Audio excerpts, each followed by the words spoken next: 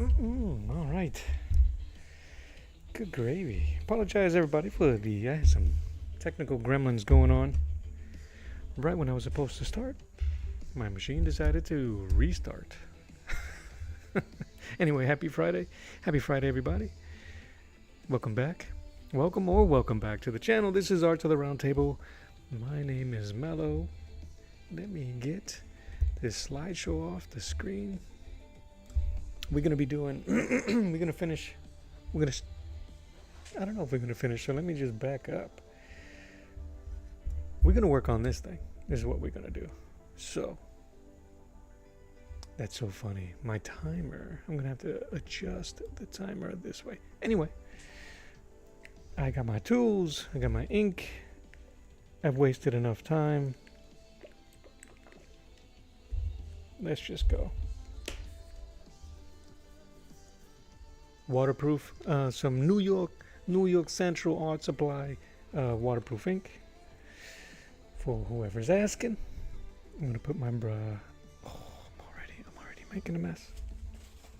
I'm already making a mess. It might be one of those days. Okay. I am adjusting. I'm just gonna get to it. I have a bunch of tools in front of me. Some nibs. Some calligraphy nibs. Honestly, I probably would just be using the brush, but we never know. So, I got some idea. Look at that, this thing dried up already. Once I get ink on this brush, it's going to maintain that beautiful point. But oh man, I feel rushed. Why? Why do I feel rushed? When I shouldn't be. I'm kind of at a loss of where to start. I might remove this foam. We'll see how the first few lines come out. And then we'll figure out if we're going to keep it. Anyway, let's get to it, shall we? But thank you guys for hanging out with me. It's greatly appreciated. What I want to do today is kind of continue that conversation that we was having Wednesday. Finishing what we start, starting what we finish. All right. I think the best way to do that is just to get to it. I didn't make a copy of this. This is the original pencils. I don't have too much of an emotional attachment to this. I don't know why. It feels more like a study piece, even though I put some hours into this. I just want to rotate this thing to a point. So you guys can't see it on the vertical, but I'm going to use this scrap so I can keep a point on my brush. Let's start somewhere, right? I'm going to try to go from left to right. I'm still kind of working out the light source. So I don't think the laser fired from the gun is going to be that much of a light source. I know it's going to be hot black. I don't know how I'm going to work that face, but let's just go. Let's just get it. Thank you for being here. Thank you for hanging out. Say hello when you jump on. And let's just get to it.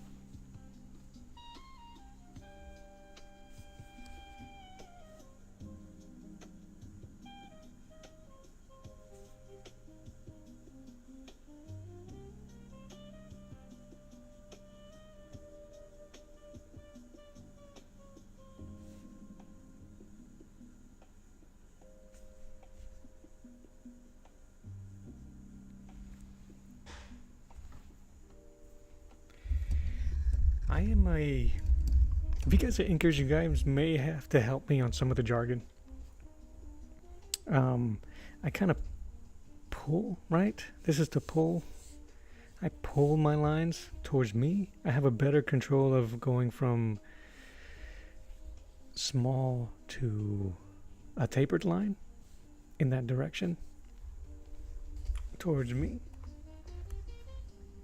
I'm just looking at some reference for some of the texture and the detail. So if you guys are inkers, let me know what is your preferred direction of the brush.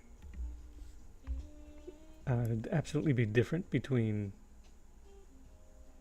brush inkers, felt inkers, nib inkers. So let me know. I'm gonna try not to rotate the page so much.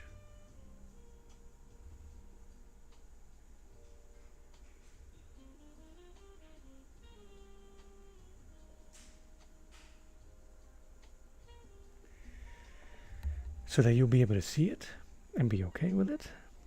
But I also, yeah, so I'm gonna try to keep that in mind when I'm inking today.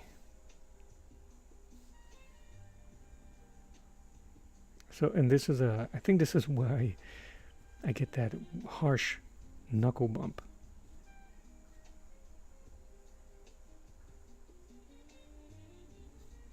But you're supposed to be really light and paint and use the fingertips according to the great Neil Adams.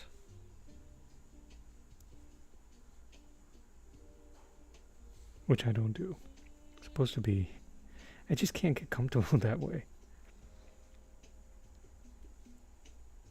Her hair is blonde. Alright, I'm gonna try a nice sweeping stroke here. It's too much.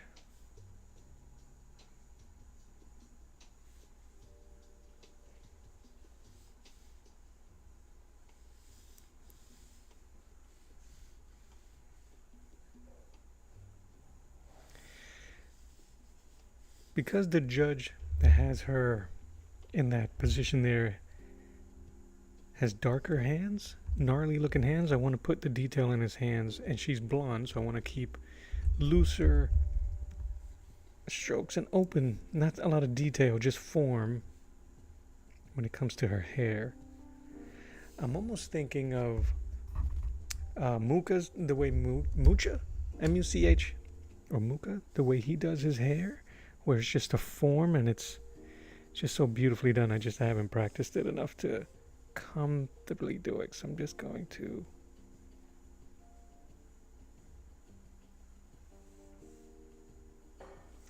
I've also been I just watched a video by Terry Moore, and the way he was flowing with hair just had me envious.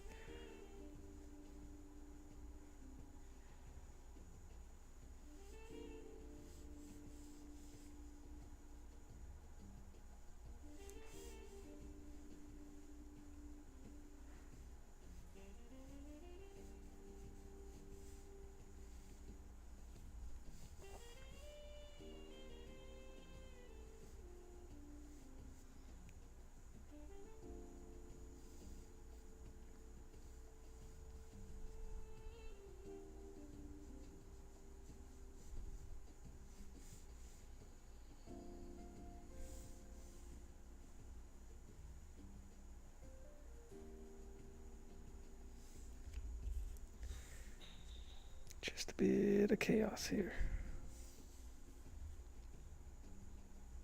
It's going to be hard to see until I start adding a bit more detail, but we'll get there, guys. We'll get there.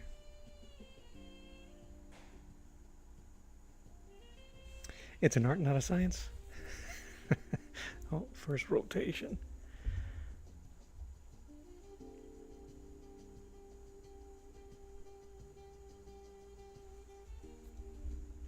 Yeah, and I have an easier way. I may have to zoom in on the camera just so you guys can get a better idea. You let me know, you guys, how you prefer. I don't mind zooming in the camera enlarging the piece and going bit by bit so you can see the whole thing, or do you prefer looking at the whole page? I almost feel like going with my Pentel brushes, but I need to practice a bit more and get more comfortable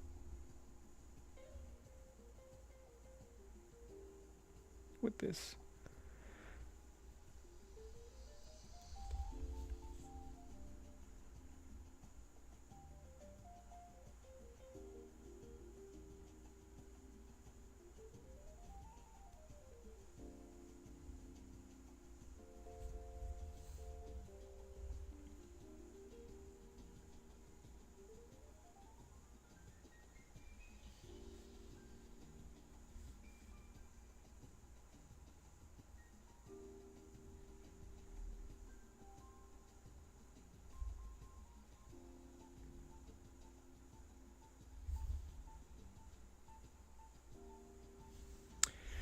Sometimes one of the things that I fight with is that I don't prepare very often. What do I mean by that? Is that I didn't prepare a light source in my head when I started drawing this piece. It was just kind of like a, let's just go, let's just draw something, let's just do something. Aiden, howdy. Hey, yo. How you doing? Thanks for jumping on, man.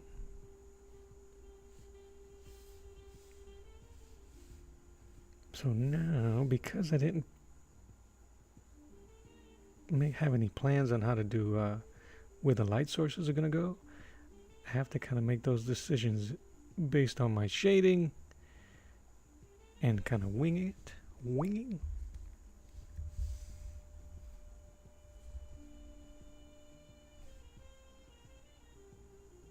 But that's kind of like the fun part too.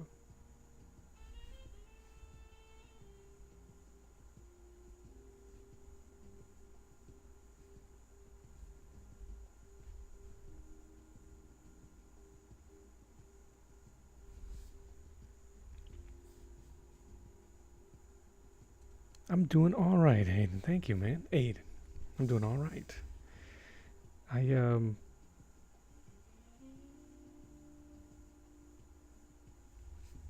Trying to make the best of this Friday.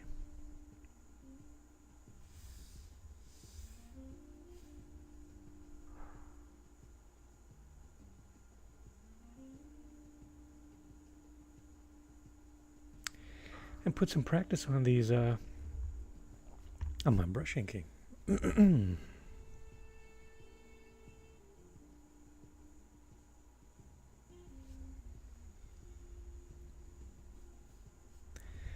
Yeah, the hard part I'm gonna have, sorry, dry throat, is not rotating the page. I don't know how long I'll be able to ink this without rotating the page.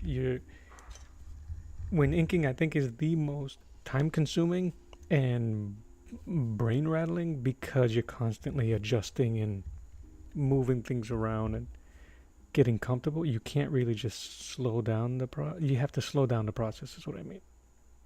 As opposed to painting. Painting, you can just kind of put it on an easel and you can get creative with your brush strokes, where with inking, I don't know if you can do that. Especially if the way I ink, I'm more comfortable pulling my lines, so I'm definitely going to be rotating.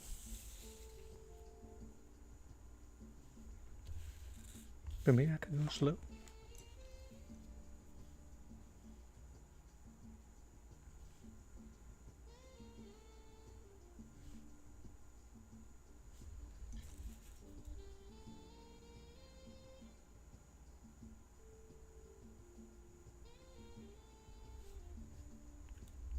But one of my favoritist parts, you know what? Give me a second, guys. I'm going to hook you up with a closer look. Hopefully I don't mess things up. I just want to... I'm going to enlarge the page a bit.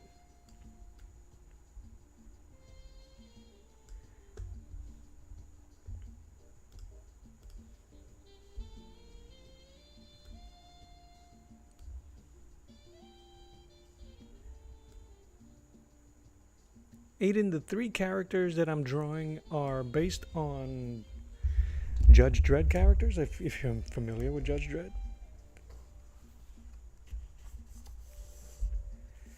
These are the 2 main characters here. Judge Dredd on the left, Judge Death in the center here. The villain. So that's my Dredd. That's Judge Death. And this character, the female here, her name is Anderson. She is in this world, she's kind of a mutant because she has psychic abilities. And because she has strong psychic abilities, this character, Death, wants to, use her and take over her body. It's a lot of stuff going on here. So these are the references that I'm using, kind of like the vibe of what how I'm trying to ink. Yeah, look at that.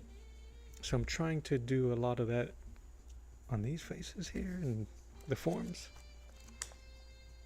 I'm sticking to the black and white section of the book. There's amazing artwork in here by Brian Bolin.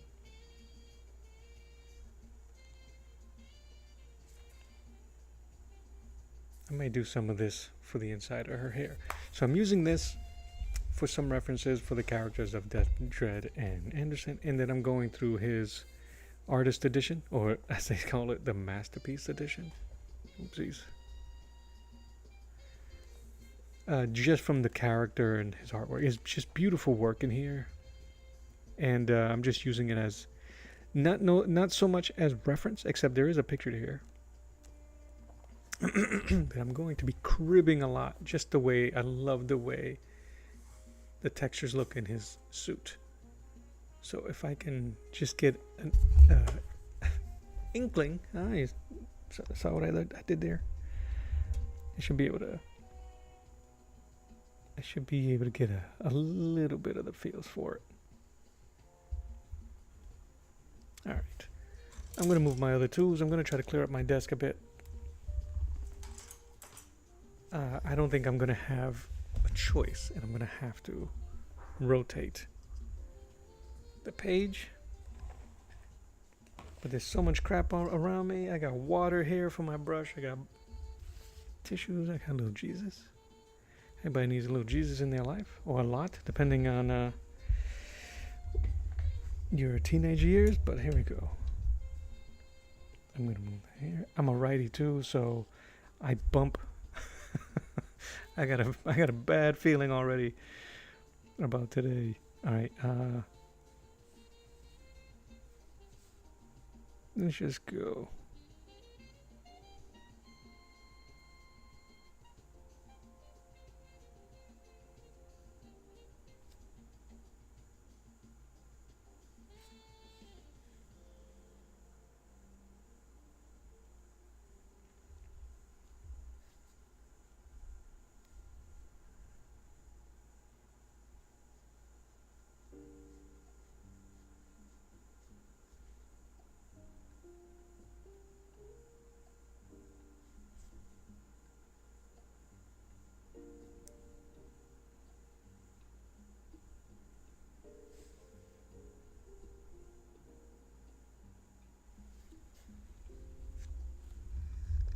But some of this, I don't normally, I don't warm up, so to speak. So I didn't do any warm-up pieces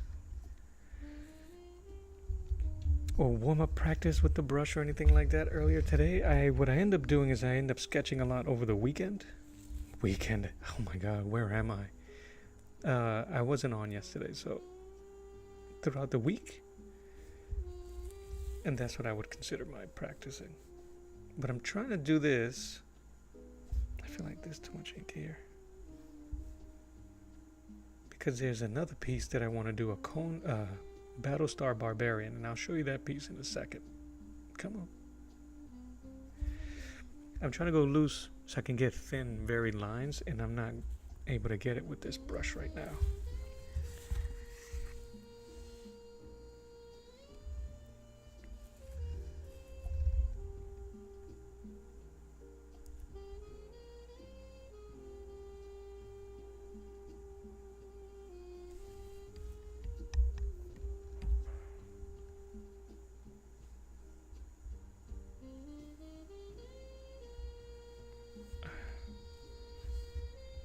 feel like it should be outward.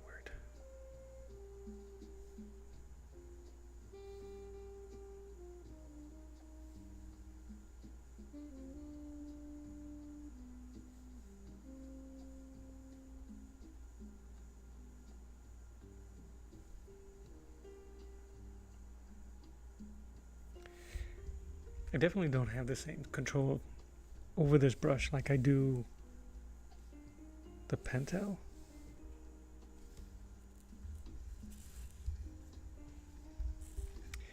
It's cool that I use a brush and not a pen. I don't mind the pens. The one reason why I don't use the pens as often is because I don't like.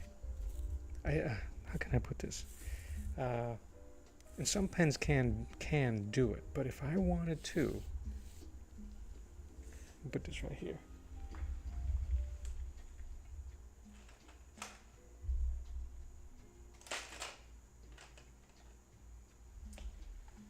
I'm gonna use this. All right. I know it can be done. I just don't have the patience for it. I'm just gonna use this. That's not gonna work. That might work. That's still kind of a felt tip. If I wanted to do the eyelashes of a female character, the tapered eyelashes, with a nib pen, you kind of like have to draw and then fill in inside. You kind of build the lines. It's kind of like what's called building the line. Right? Something like that. That's very rudimentary. And it's very small.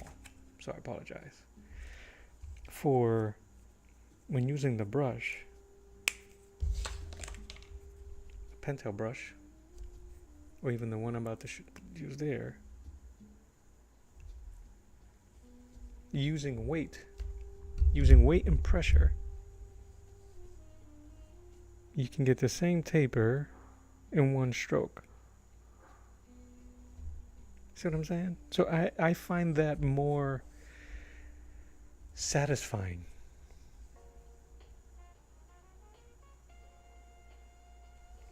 You know? And with practice, you can get some really good textures. You can get some nice line weight, even just with hands or arms or whatever you're trying to draw. Which is why I like the brush. I don't have to noodle around or build the line that I want, the tapered line. See what I'm saying? I don't know. To me, it's more enjoyable. It's harder, I think. And I'm a taper type of artist. I love doing stuff like that. But there's something going on with my brushes.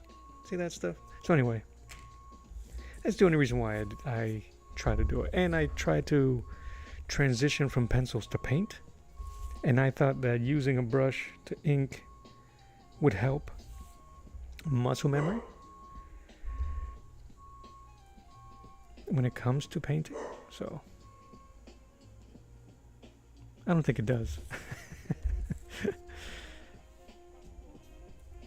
Alright, so now we're gonna have the challenge of keeping everything in camera.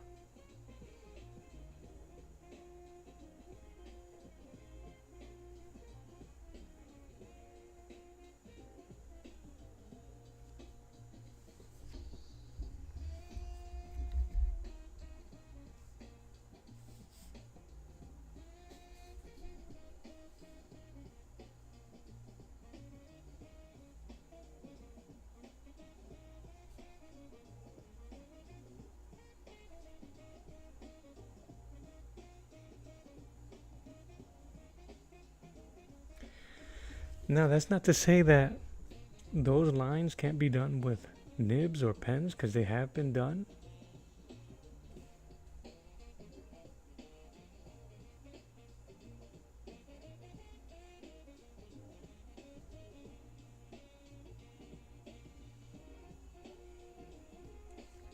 by better artists than me. So, but this is just my preference.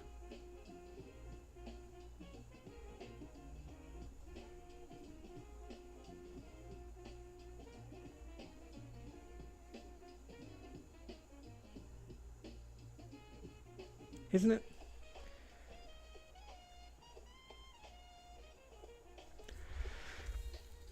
We used to like doing brush pen, but your art style developed more thin lines. Gotcha.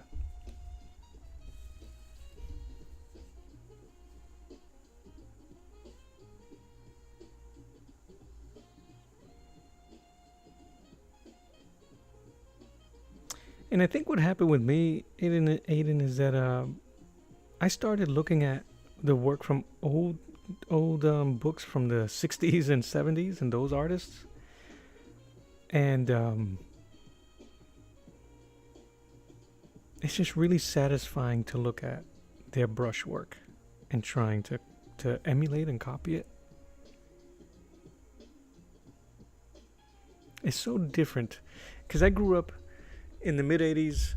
I started reading and collecting comics in the 90s.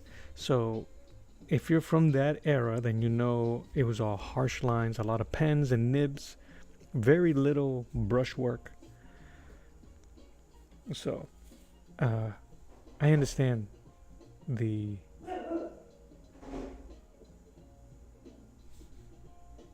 thin line, the mechanical line. It's cool.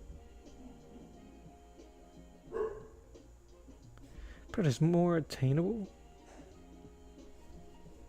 And it's less expensive. Using pens and nibs.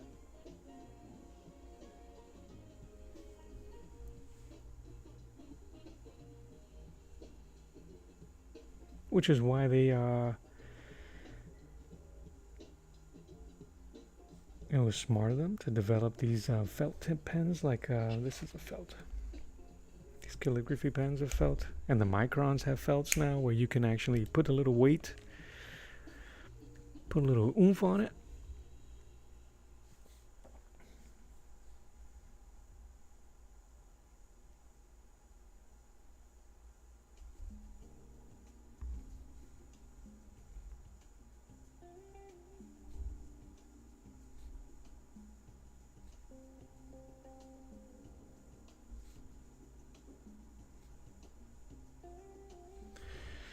But you paint as well. That's cool. What do you use as a medium?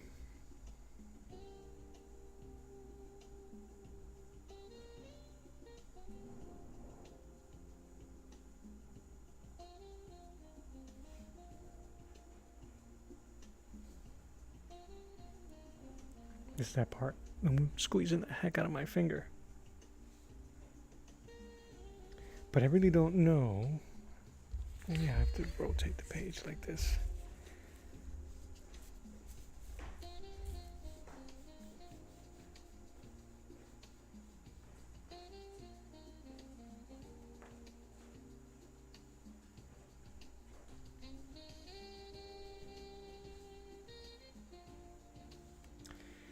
You gotta protect the money makers, man.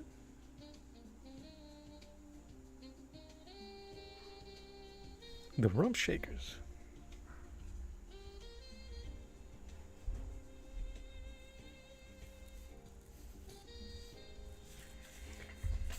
Ooh, watercolor. Love watercolor.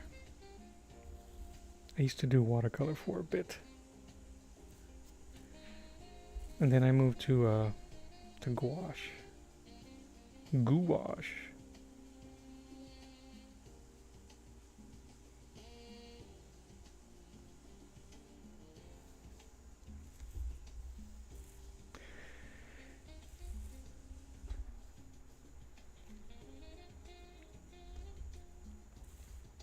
I'm struggling with her face. I don't know if I like it.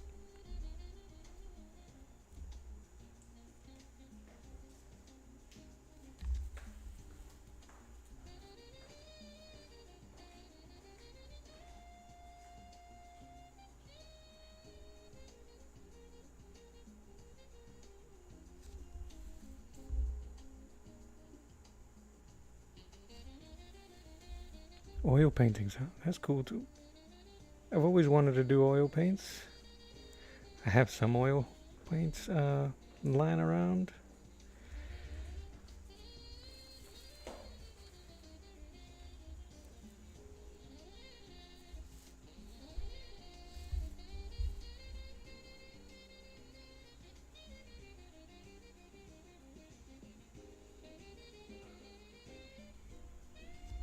All right.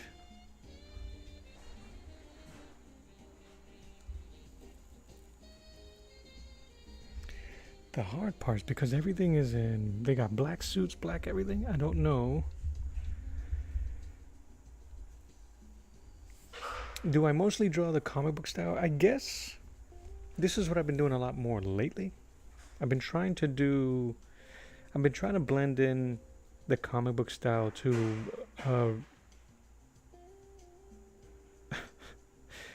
realistic. I had created my style to be what I call cartoonish realism. I don't even know if that makes sense. But I think so. I think the predominantly my stuff is in the comic book style, the illustrative style.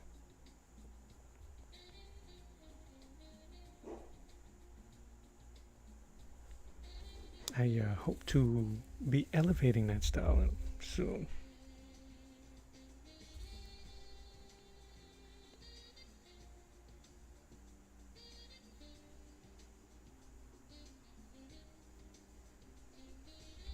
I'm gonna have to get bold on some of these lines here.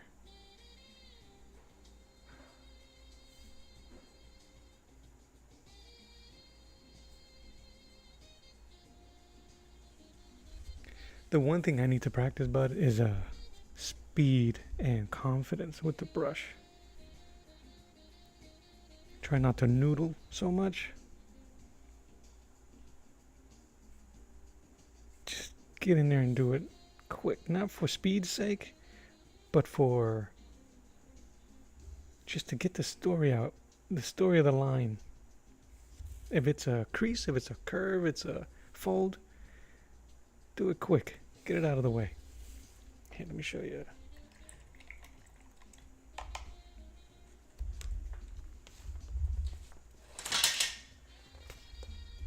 So this is kind of, it's a little tight here.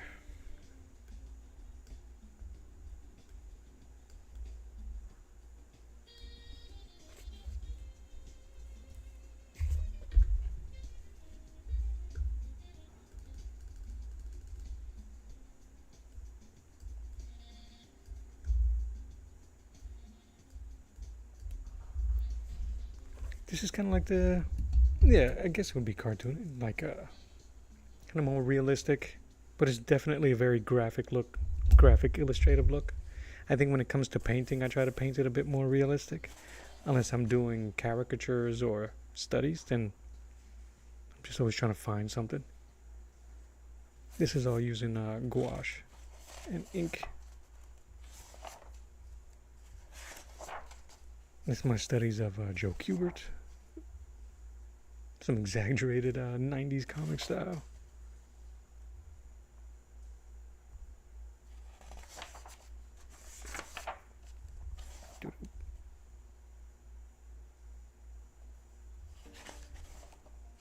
Nah, that was the last one I did. I'm going to do a cover, a fake comic book cover for Sergeant Rock.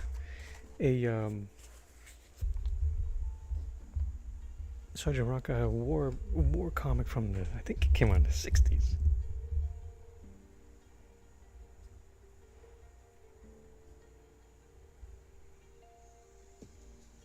But when I started painting, I wanted to paint more realistically.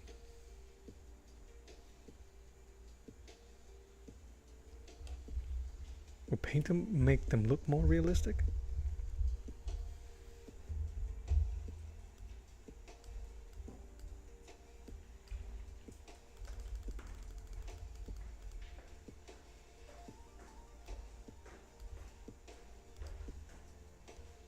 Oh, thanks. But we always end up going back to the stuff that inspired us. So, because my first, you know, my first experience looking for art, really was just either cartoons or comic books. That's what we strive for. That's what I end up drawing the most.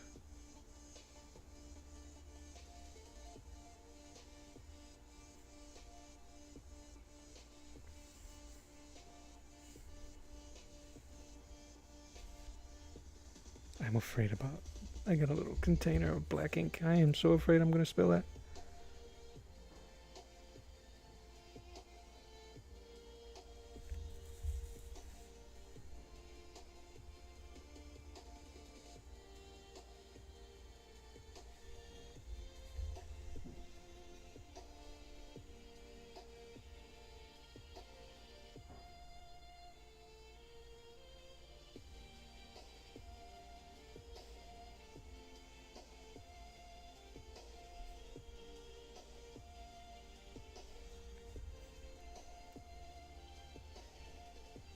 Start building some of this texture. Do I have anything near me? I usually end up devolving some of my shows, live streams into show and tells, which I don't mind. What artist doesn't mind showing his artwork?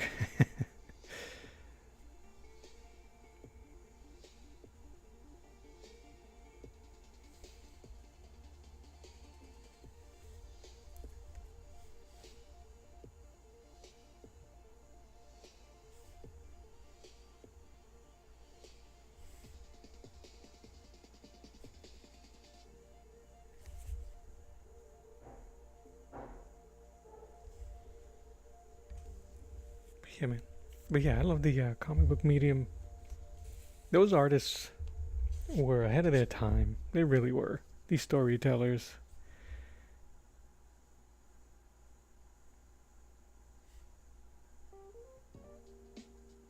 These visual storytellers.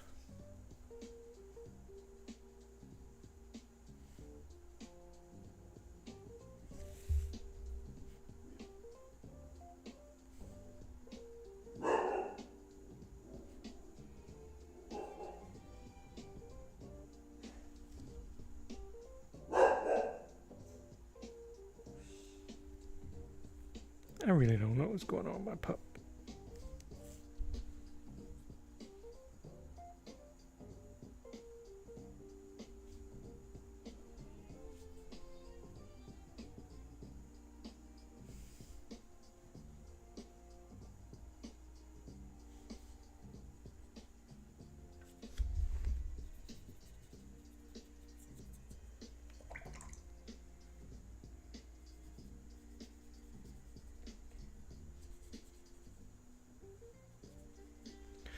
I'm just seeing if I can get a...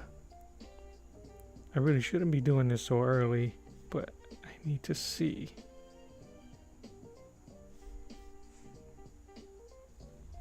We'll see. I don't know if I even like that.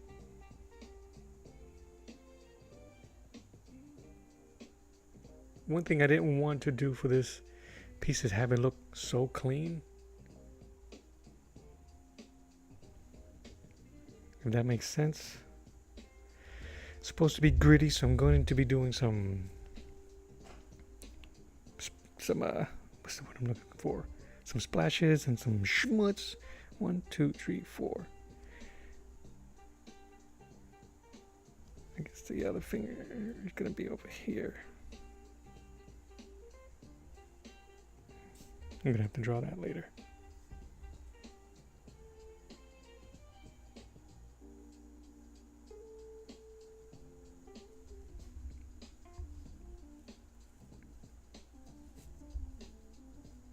There's so much going on in this page, I think that I'm kind of like losing myself. Yeah, so I made some smudgy marks. You probably can't see them, but I'm going to embrace all of those weird little mistakes.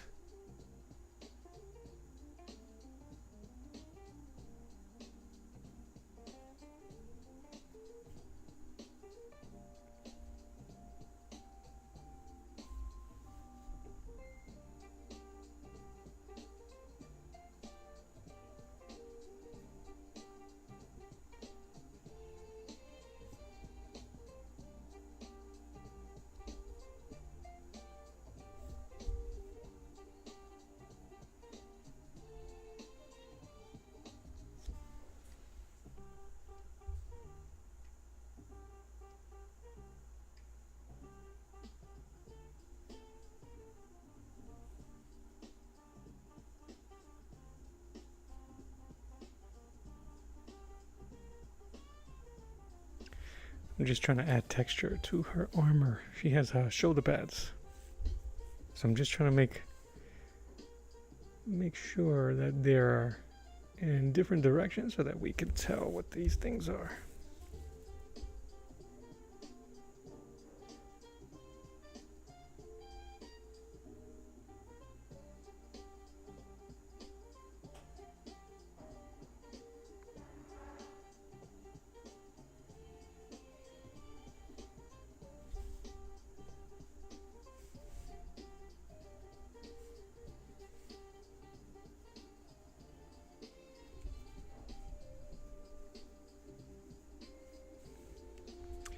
Yeah, you like the black and white stuff? Yeah, the high contrast black and white art is always nice. Which is probably why it's funny how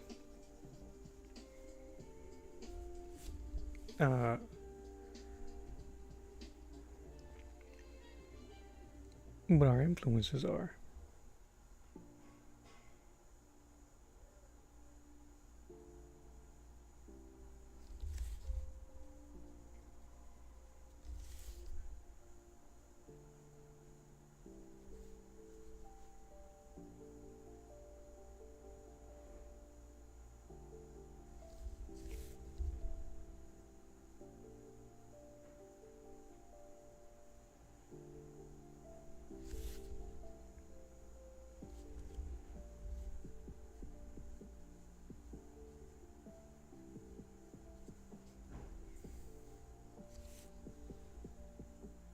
I appreciate it.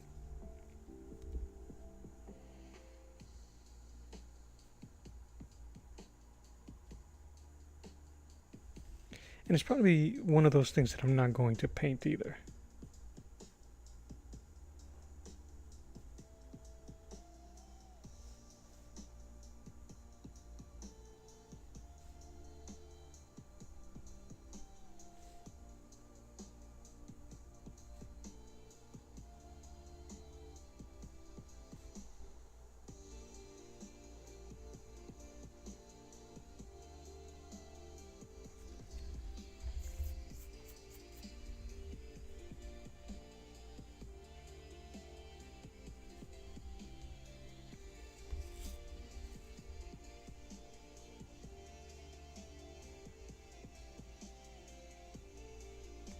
This part usually is difficult for me because I don't normally I don't draw in black and white. I draw with in gray tones. I like to smudge and build out. So, am I a Christian? I don't think I would be a Christian in the traditional sense of the word. But I do believe in God. I do believe in Jesus Christ. I believe that He is my Lord and Savior. So, I believe in having a relationship with our Lord. So, not in a religious sense, but in a relationship sense, if that makes sense.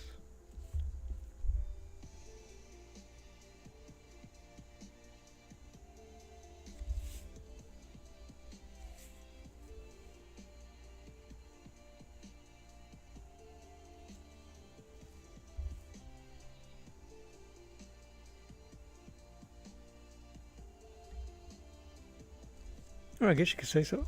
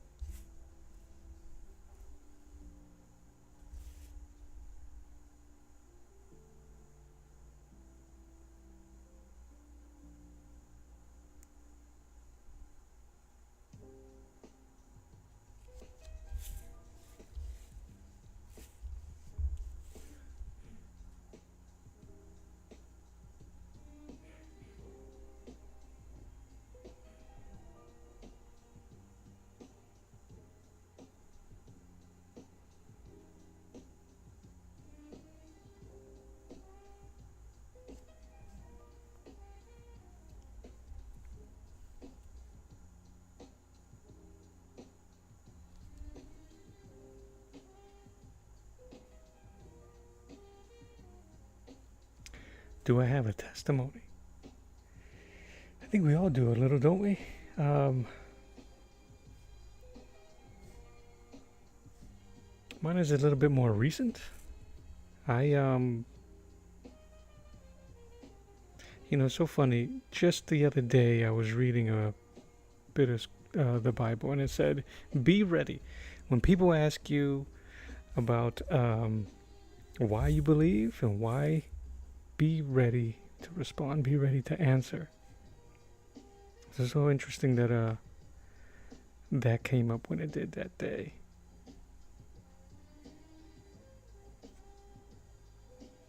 I grew up in church. The majority of my family. Our matriarch, my grandmother, raised us all in church. So I grew up with the classes and all of that stuff. And early in my teenage years, my rebellious years, I stepped away, but still having a foot in the church. But never really following anything. Never really reading the Bible or treating people the way I should have. Anyway. The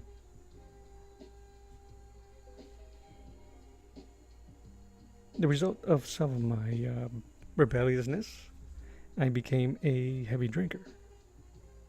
A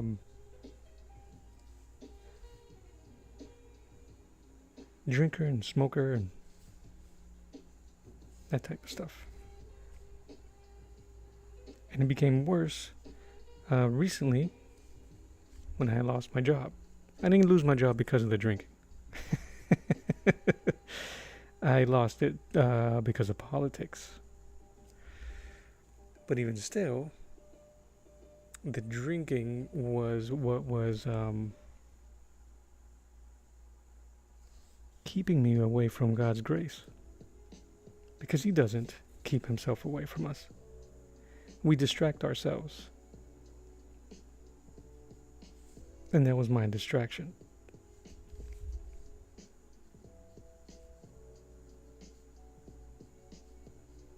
And then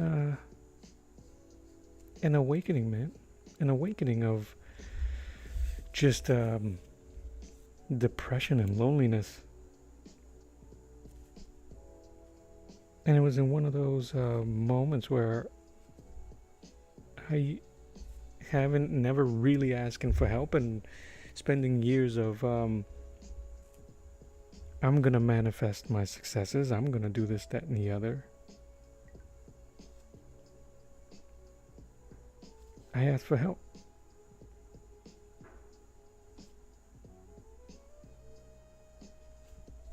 With nobody around, so I was clearly asking God. And He made sure to let me know that it wasn't going to be easy peasy. One of the hardest things that we have to do is always, in anything, is be true of who we are and what we are. We're all sinners. We're all God's kids. So I had to ask Him in that way. And He helped me. He helped me get out of that need to dull myself.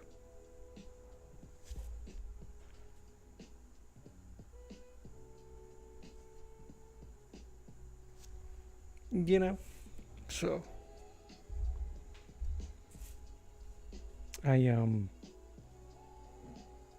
He's helped me. He's helped me completely with my need to drink, a need to be alone, or need to escape. I've never felt more peace of mind, even now still, with unemployed for over a year now.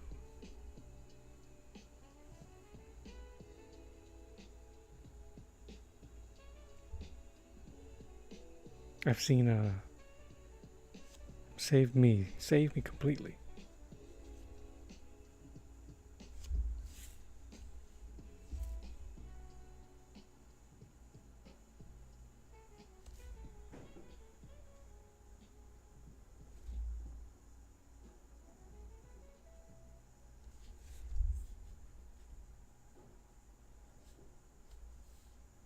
I used to, my family, my aunts, uncles, my parents were all same.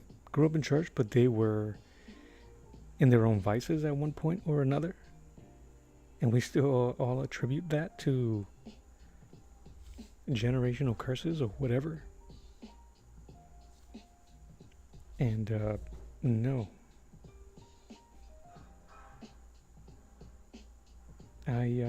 I spoke to my kids when I asked for help and decided that this was going to be the way to go. Spoke to my kids, who are all adults, and was true with them of who I was and what I was doing and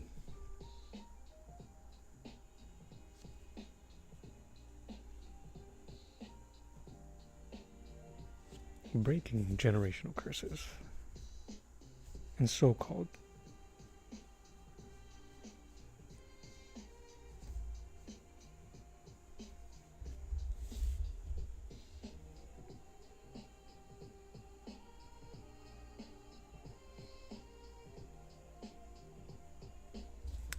So one of the first things that God helped me put together was my my pieces for Samson and David, giving me ideas and direction to do stories on illustrative stories and paintings on the Bible.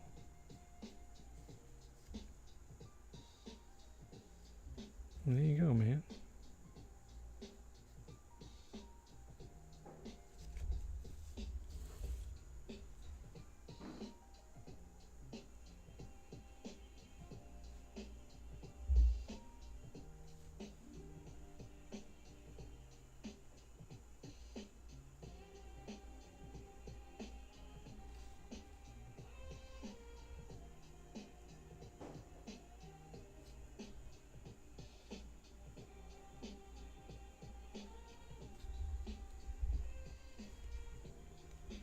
I don't know if that works, but I'm in the groove and we going.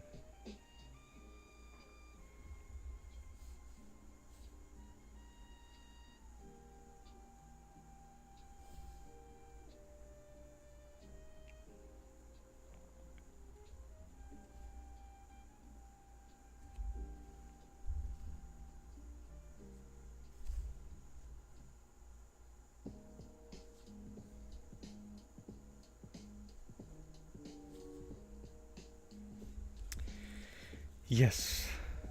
Yeah.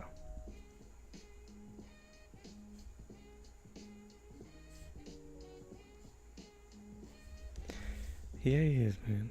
And I did. I put my career in his hands. I used to be the, speak it into the universe to make it exist, right? That type of person. Manifest it yourself. We're the masters of our own destiny and blah, blah, blah, blah. And then not get anywhere. And find yourself as me as an artist drawing things or looking at things that aren't spiritually fulfilling but they were financially fulfilling to an extent. And when I gave full control, which is a thing, it's a hard thing to do, to give full control. He has led me in a way that has been extremely spiritually fulfilling, with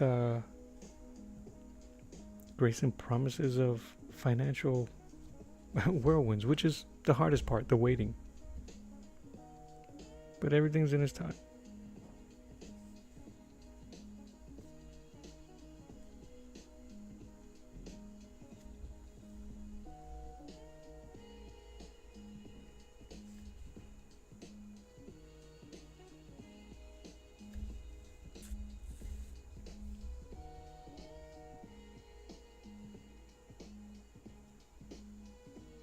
If you get a chance, there's a video I did back in January that explains a little bit more about my, I guess you would call it my testimonial, my journey.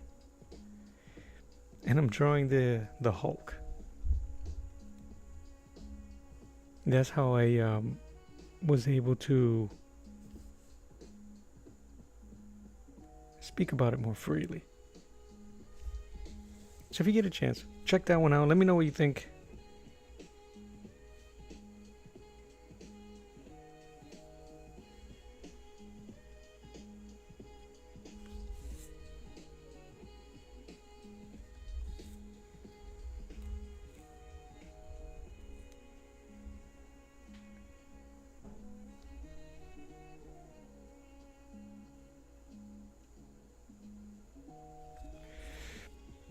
I don't have the same discipline as the artist that I'm trying to pay homage to, but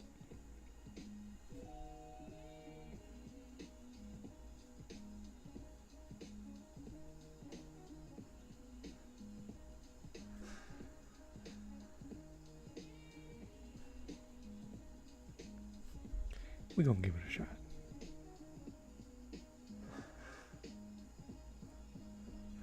So here, I'll show you something. So that last piece I showed you here. Where is it? Is it there?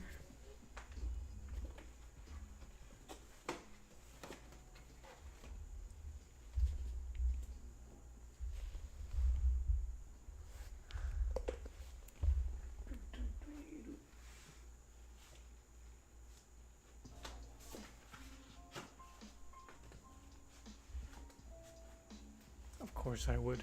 Of course I would. I always move stuff around when I know I'm going to show them. So this image here is of Goliath. I'm doing a David versus Goliath, and I was just messing around with compositional pieces.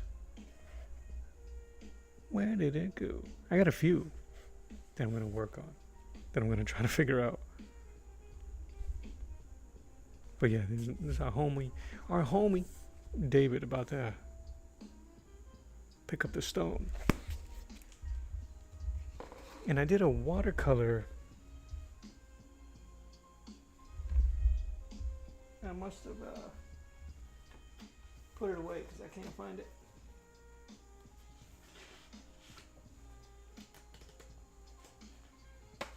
Oh well, happens all the time. So let's just keep going. Where's my brush?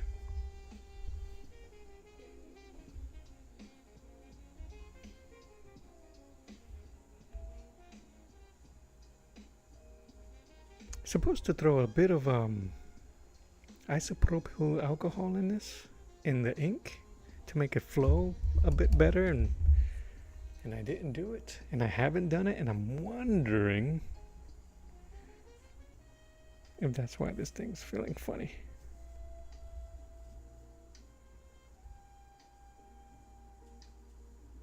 I appreciate that, Aiden. Thank you so much. I hope you have a fantastic rest of your day.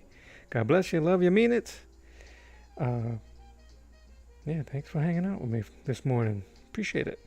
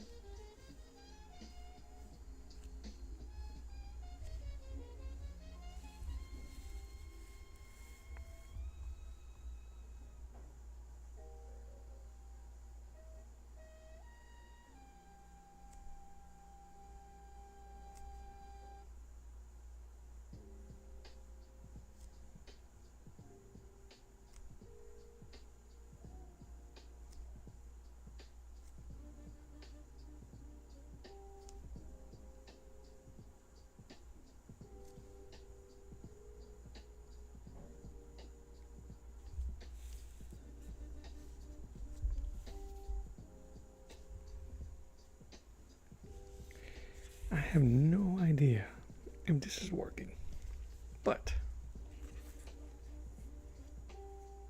that's how we do it.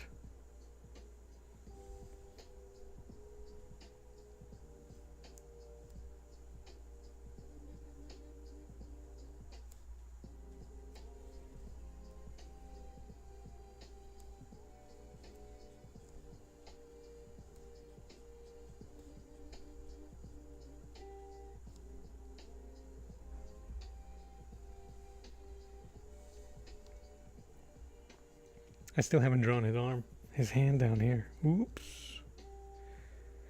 I'll make it into mush.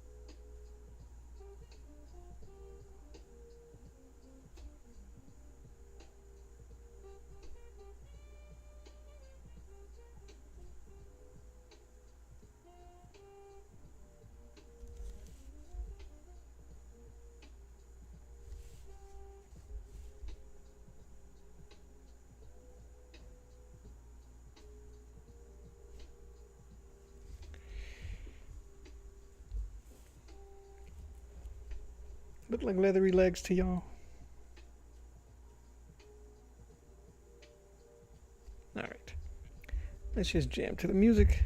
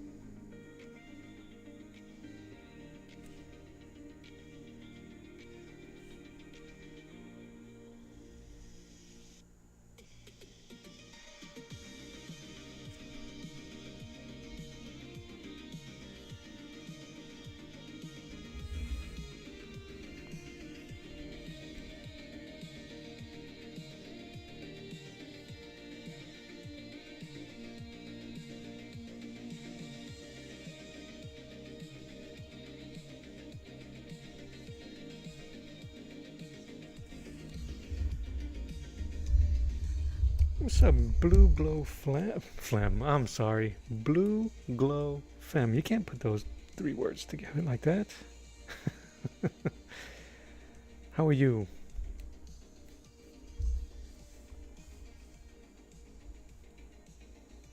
I'm getting like this feathery look on my brush. Give me 1 second, guys, please.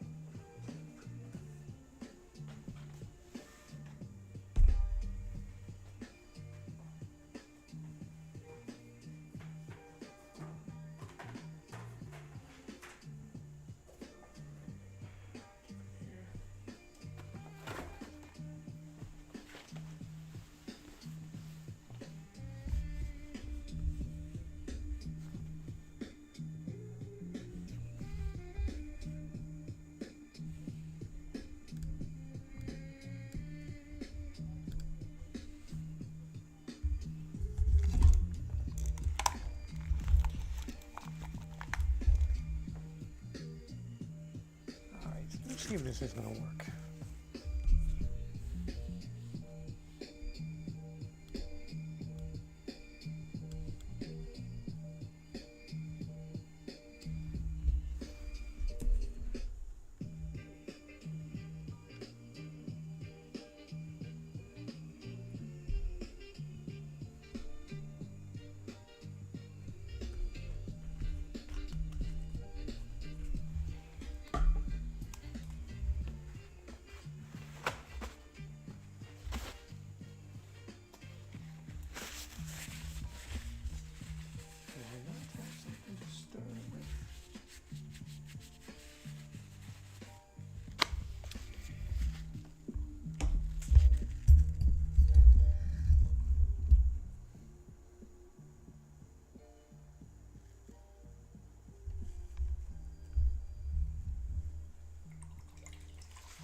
Alright, I don't know if that's gonna work, but we're gonna try it out. So I just added a very small amount. A very small amount, less than a cap full of isopropyl alcohol, rubbing alcohol. It's supposed to help with flow, especially if you're using nibs or crow quills. But we shall see.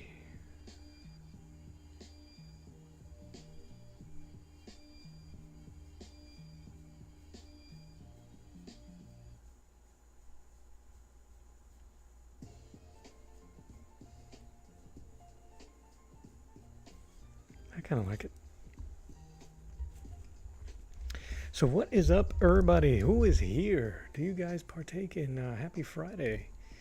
If you do, make sure you say so. Happy Friday.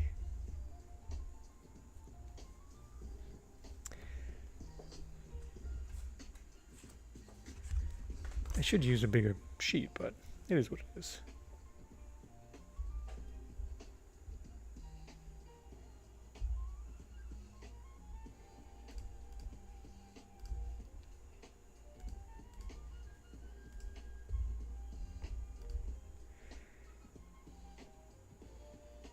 Campuzenart. Make sure you let me know if I said that correctly. He says, thanks for sharing always. It's helpful for somebody. No, I appreciate that. Thanks, man. Oh, about the alcohol on the, oh yeah, you're welcome, man. One thing, if this is your first time here, welcome. If it isn't, welcome back. There's no gatekeeping here, but it does nothing for me to keep any of this stuff to the grave. So if I learn it, if I figure it out, I'm sharing it. So yeah, absolutely.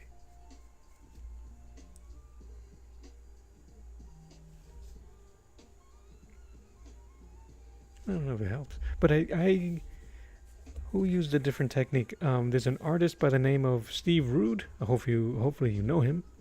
He's an amazing artist and painter and illustrator.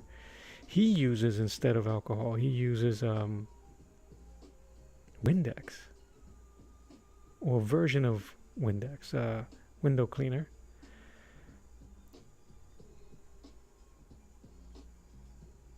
And then there's a indie artist by the name of Omer Glitch. He mentioned alcohol. I don't know how comfortable I am about putting Windex, but it is what it is. Oh, you see me from time to time? I appreciate you hanging out, man. Thank you. Thank you.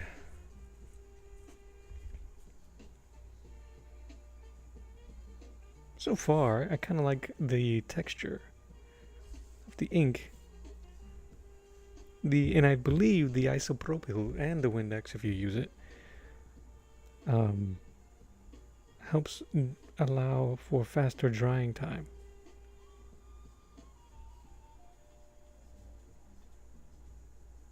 Without clogging up. It thins it out a bit, so it doesn't clog your nibs. Nobody likes a cloggy nib. I like that look here for the leather of his suit. I'm gonna have to carry that on here. I was thinking of cheating and putting some debris here because I'm gonna have trouble drawing his hand, or I might leave it blank and work on it. Oh, fantastic. Something similar, but on the end. God helped you. Please, share, brother. Or sister. Share, either way.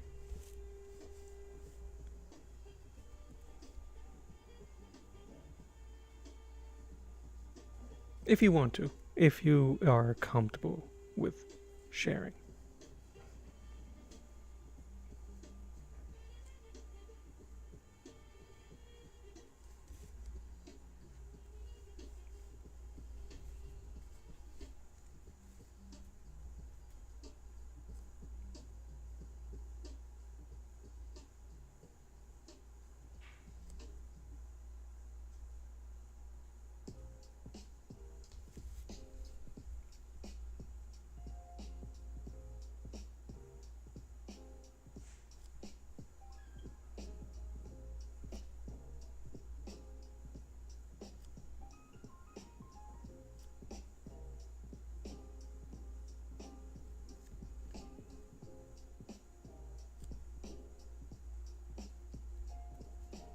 I appreciate it. Thank you.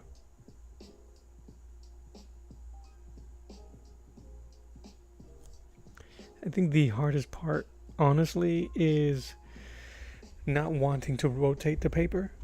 Just so I can give you guys you guys viewing the best angle to see. But quite honestly, that's why you can see my I got the weird thing going on here with my hand and my wrist. See, man, I suffer for y'all, for the love. I'm kidding, it hasn't. All right.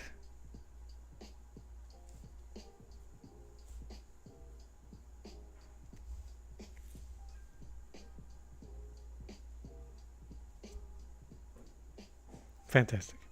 That's what's important. So I understand.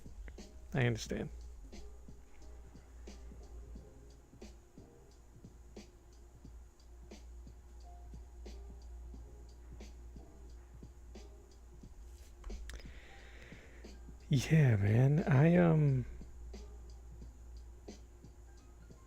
It's an amazing thing. It really is.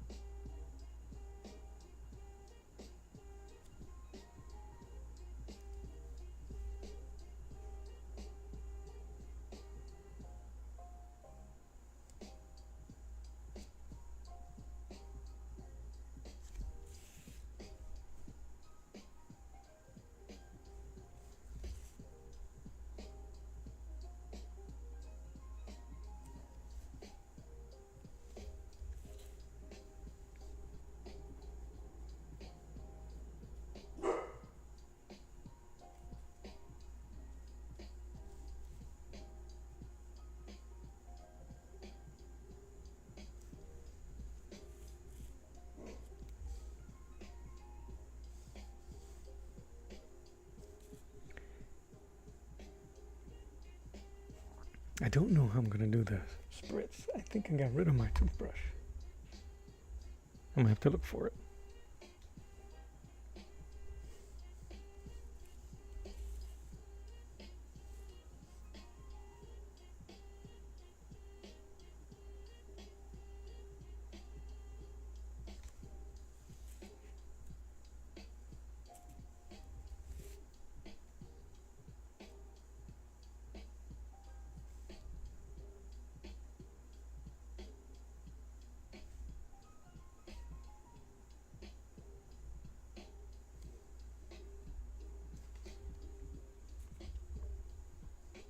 One thing that I have to learn more, especially when it comes to inking, is using every bit of the side of the brush, every bit of the brush,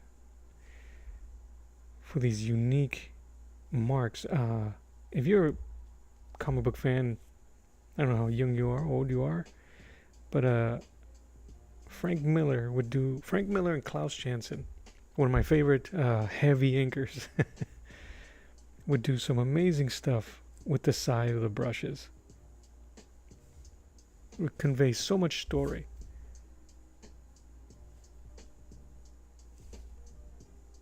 And weight.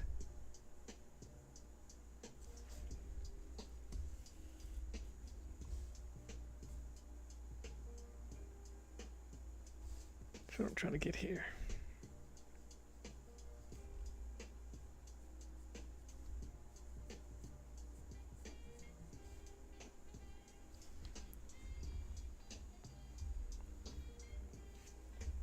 But it's coming along.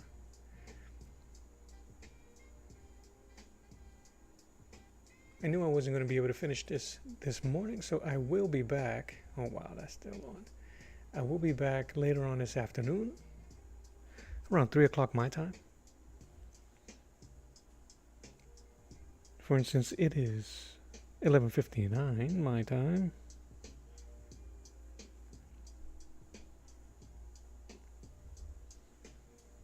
Veroneer, how are you? Happy Friday. I know you're a practitioner of the Happy Friday. You celebrate.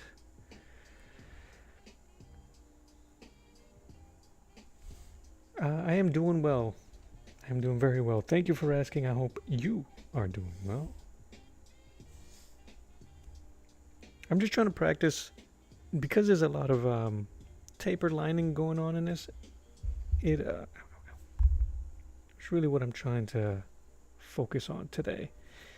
I really need to be, I need to be a bit more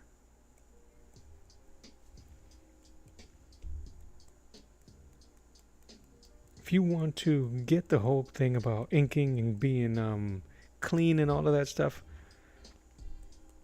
unless that's what you're going for, I am not going for clean. I want texture, I want all that stuff. And this is I don't think that was doing anything. And this is the best time to do it because I'm going to let it dry and then I won't have to worry about all the schmutz. But I want debris, I want dirt, I want texture everywhere as much as possible. And I'll worry about it. I like the way that look. I'm going to see if I could keep that up here. I didn't draw the bad guy's left hand. I'm going to see if I can wing it in with the ink. No pressure. All pressure. No pressure.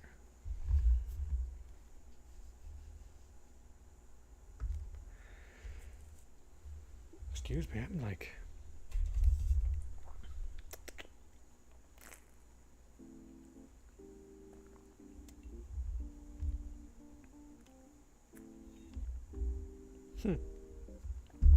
Veroneer, thank you for swinging through. As always, I appreciate you. I hope you're going to go study. If not, enjoy the rest of your day. Have a fantastic weekend. And I'll see you later. Maybe I shouldn't have thrown the ink around before I was even ready.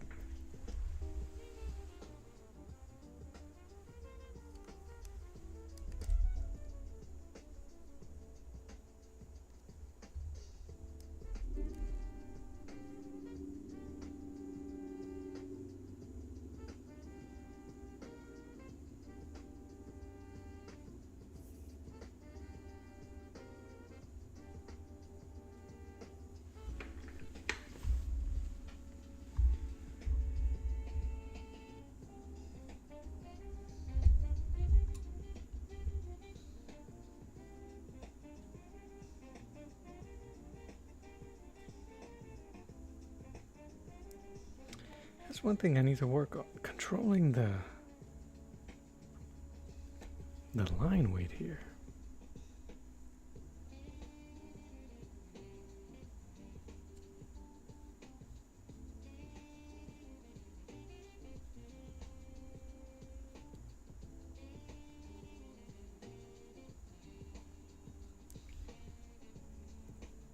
I think when I ink this dude's face, it's gonna be a problem.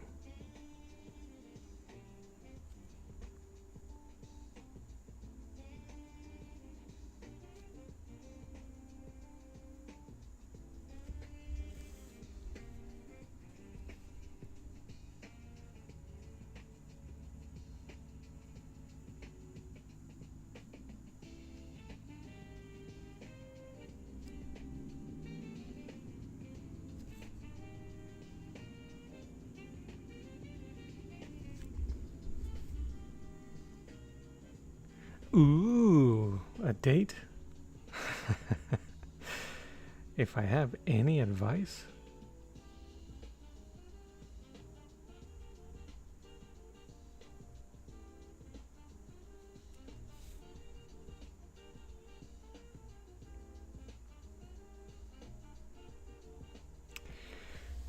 Any advice? Okay, here you go. You ready? I'm just gonna set you up for life. Open every door. Pull out every seat. Make them laugh, but don't be obnoxious.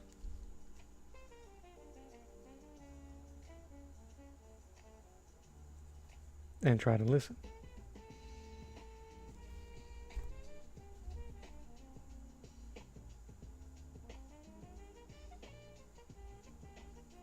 That's it. And be yourself.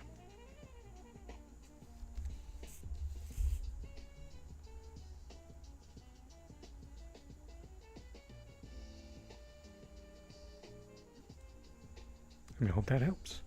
Good luck.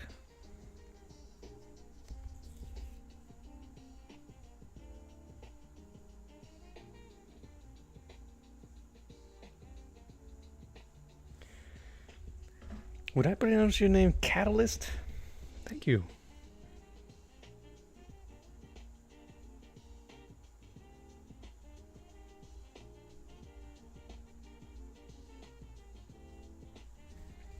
Just slinging some ink. Hope you can see the image here. I keep moving, and some of this detail is too small. But thank you for the compliment.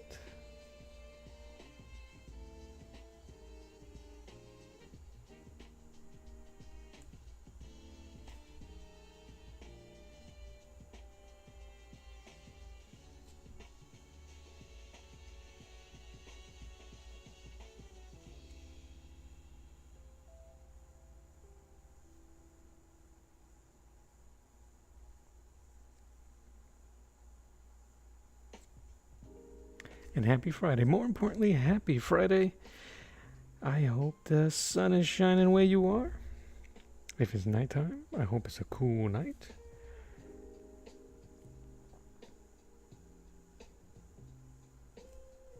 And thank you so much for spending some time with me.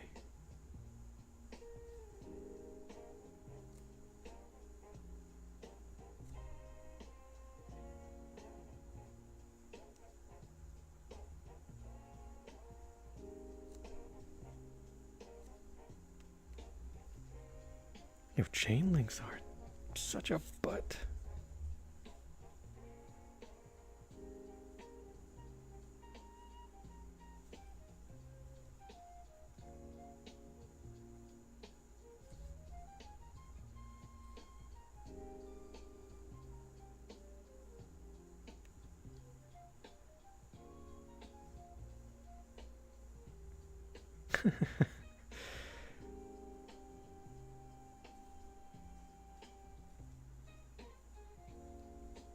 Wait, what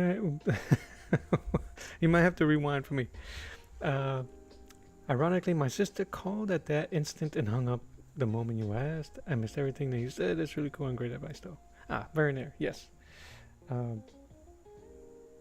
catalyst. About the inking.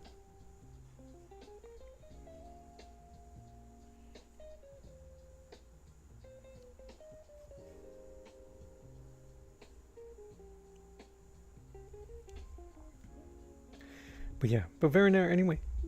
Good luck. Have fun. Not too much fun.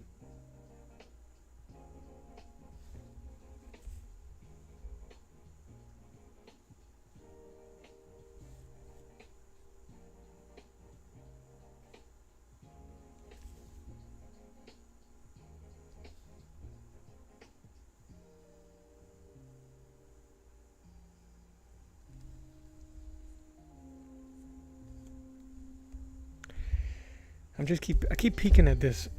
So I'm peeking at how to do his badge, which is hard, man. Lettering is hard. So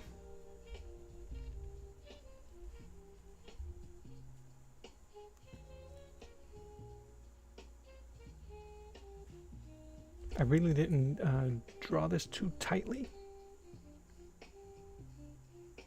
I wanted to leave space to ink freely.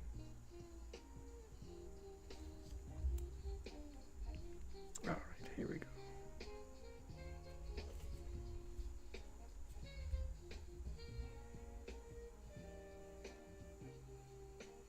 Oh yeah, dude. Giving flowers on the first date? Yeah, man, not too big. Because if you guys are going to be hanging out, walking around, you don't want her holding on to a giant bouquet. And also, it's the thought that counts. Something nice, something small.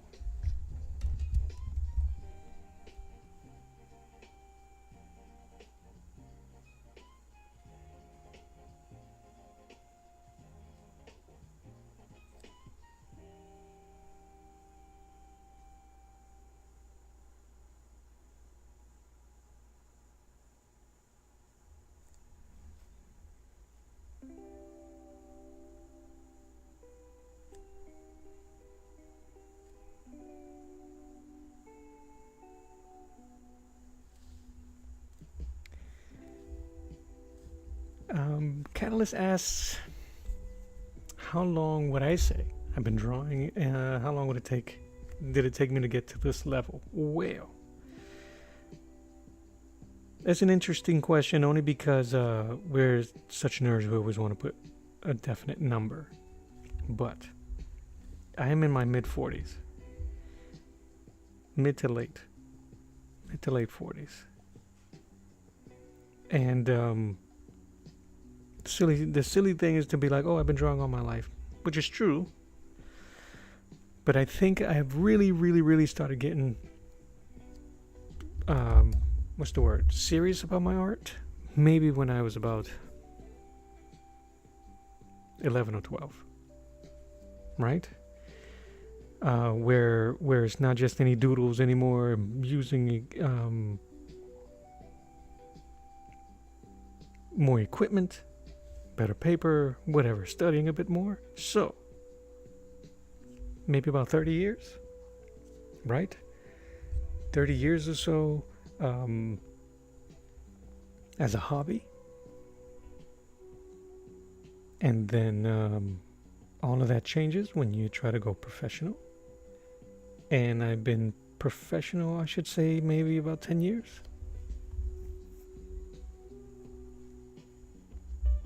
Professional meaning I have sold pieces, I've done commissions, and I've done book covers. So, did that answer your question? So let's say 30 years or so.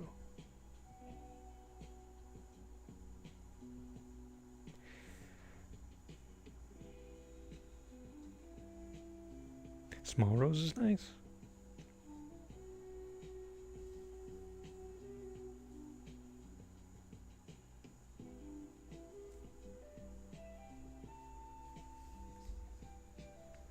All right, so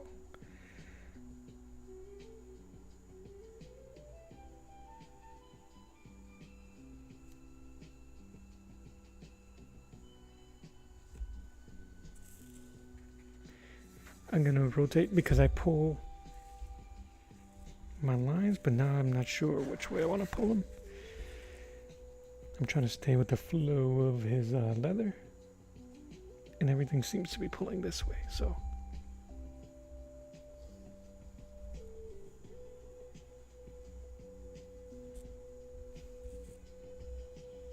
What's crazy? The amount of years? It is crazy when when you say it out loud. When I say it out loud, well, damn, bro, that's a long time.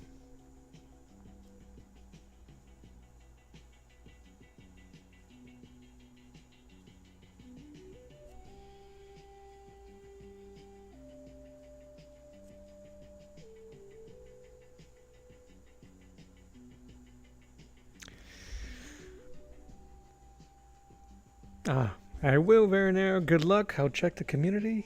Hopefully you didn't draw on your wall again. But if you did, I'm sure it'll be fantastic.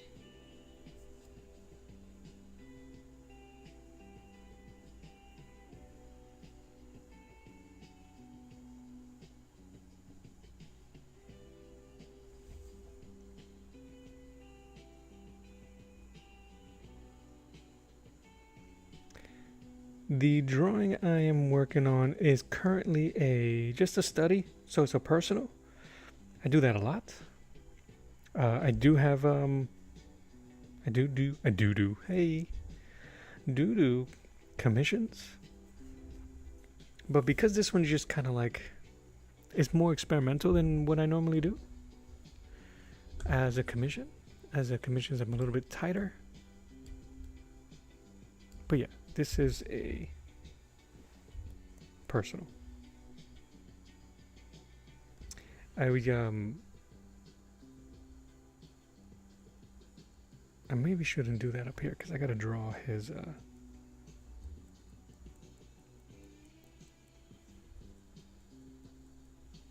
gotta figure out what I'm gonna do with his hand. But no, it's a personal.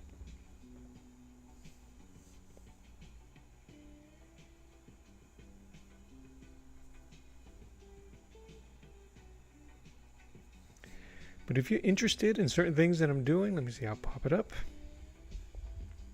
You can take a peek at it for a hot second.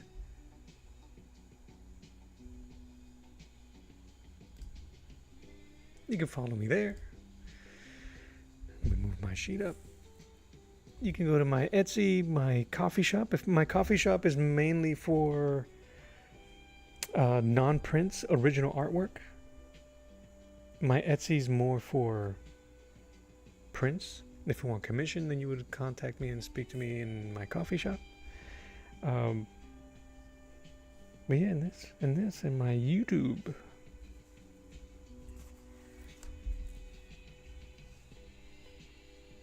I want it to go this way. Okay.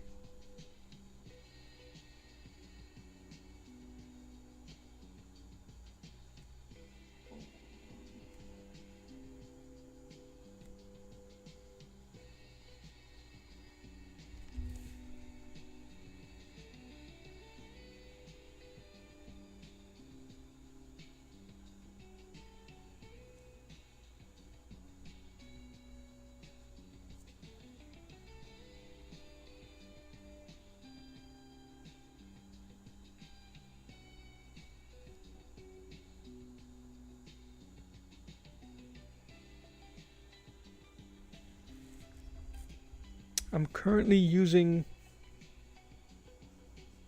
India ink, but I paint with gouache, which is a kind of like a watercolor medium.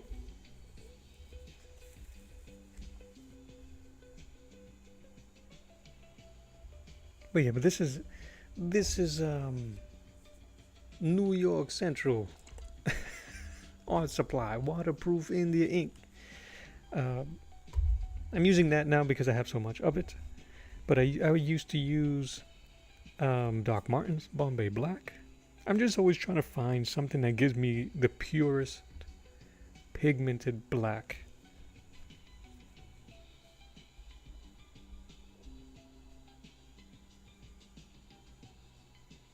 I haven't quite found it yet.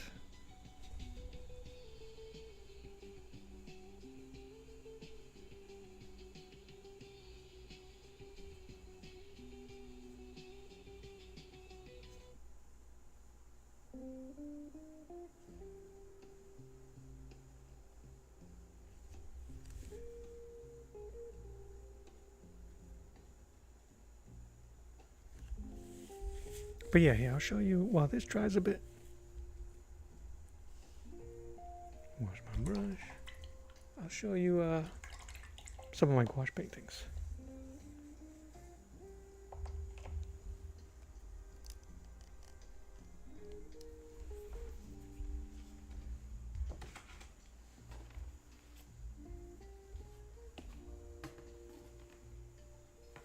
These are some of my most recent. I have some other, but they're in a big old portfolio, and I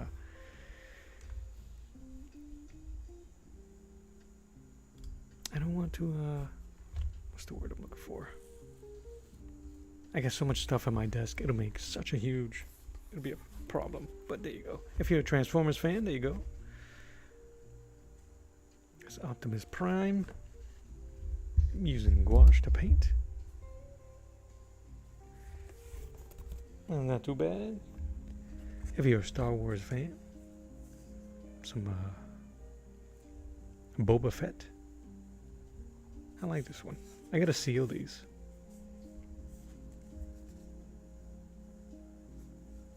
Yeah, I've been kind of like pushing myself to do a lot more work. So I got a lot of these backed up. I gotta put them up in my coffee shop for sale. But I'll probably sell a bunch of these. I ship them all over the States. If you're international, we'll work something out. But yeah, that's my Boba. Wolverine, based off of an old cover from the 1970s. No, 86, I think it was. That's also painted on artboard.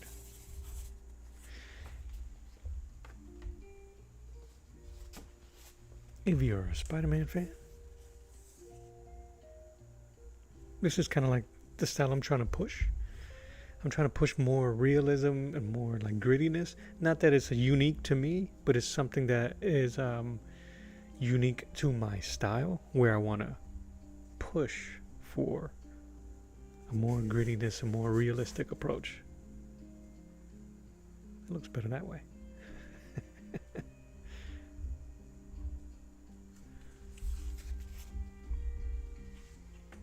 One second.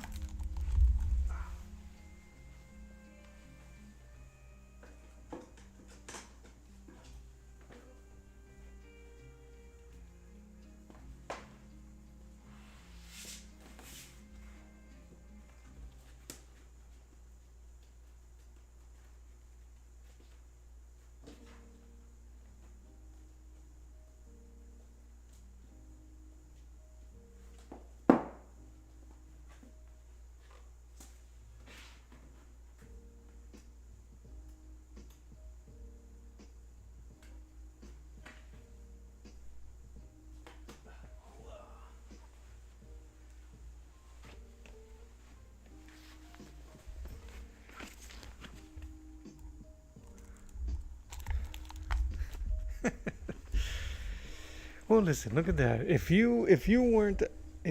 only you weren't a broke college student, and if only I wasn't a broke artist. See, we was meant to cross paths. So I do a little bit of everything. This is a little bit tighter. Obviously, this is using Akira Toriyama's as my reference. These are watercolors. And then it just kind of expands to, oh, I drew Dread again. To more realism. And this is using gouache as well.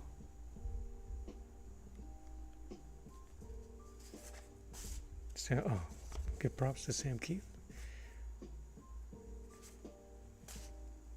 I did did I put it away?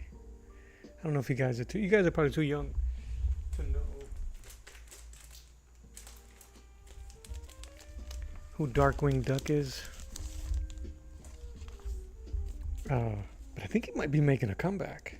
So let's give it up for Darkwing Duck. So this is my version, not my version. One of my earlier paintings, June 24th, 2024. And then I drew him as the Dark Knight, the Dark Duck, on a comic book sketch cover.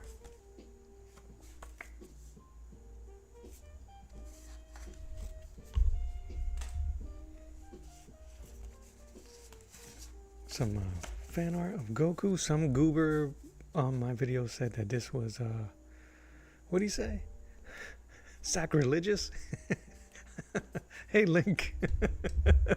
What timing? Yeah. He was like, that's sacrilegious. I'm like, okay. This is me using the Zorn palette. I love the Zorn palette. I need to do more pieces using the Zorn palette. This and this were done one day after the other, using the same colors, and I'm just amazed by it. I'm not that it was me. I'm not that egotistical. That I was able to get the same dynamic range of colors using just four: vermilion, black, white. What was the last one? It's been a while.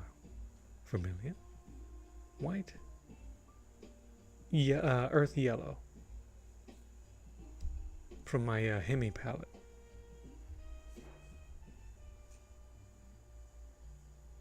I need to do more of these studies. It's been a while. When I picked up on the gouache, I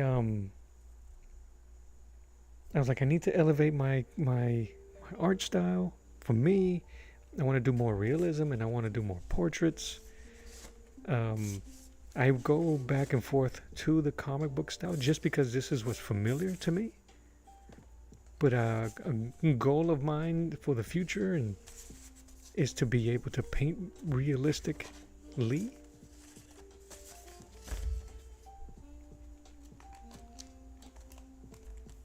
Conan the Protector. As you can tell, I love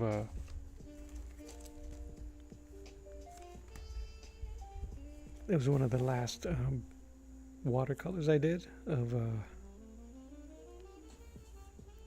RoboCop. But if you can tell, I used a lot of ink on some of these because I wasn't sure about watercolor. But man, that blending came out pretty good. Some of these are hit or miss. It's all good. Some of these are, I love Princess Mononoke. And I burned myself out. I did I don't know why. My favorite 12. Who does 12? My favorite 12 anime or manga.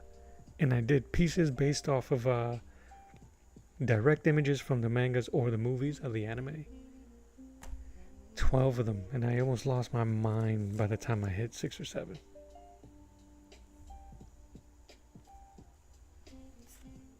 I love that thing, the green gradient on the flesh tone. Is gouache my favorite? I don't know if it's my favorite. It is currently what I'm going at right now. I think it might be though, to be honest, because I started with acrylic, and I don't know why acrylic was so difficult for me. Not difficult, but it was hard for me to stay interested in. I've done some pieces with acrylic that I am proud of, but they're kind of kitschy. So,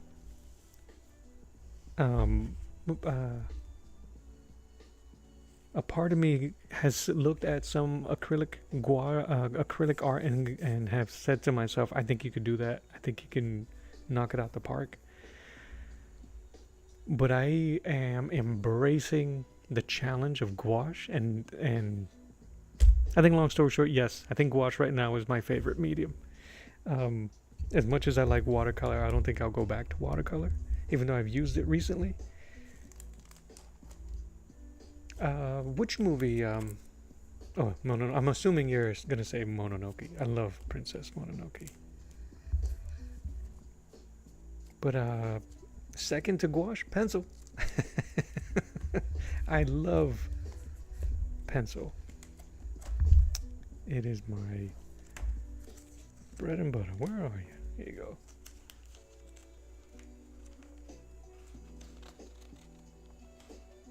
Thank you, Catalyst. I hope to see you again. Thank you for hanging out and asking questions. I appreciate it.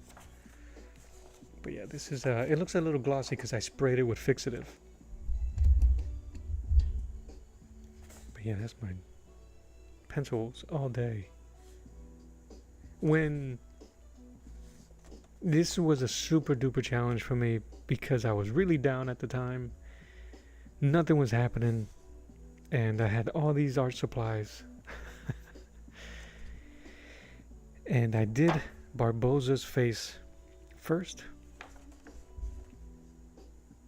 But I did it in a way that I left way too much space. And I'm like, oh, I gotta do Jack. And Jack stressed me out.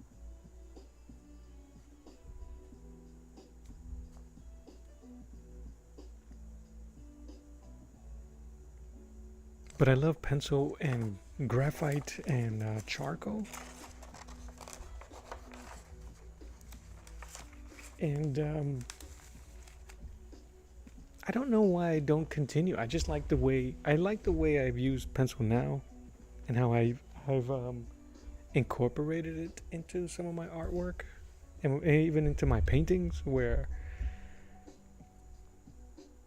the smudging and the building of the form when I'm painting it, it becomes my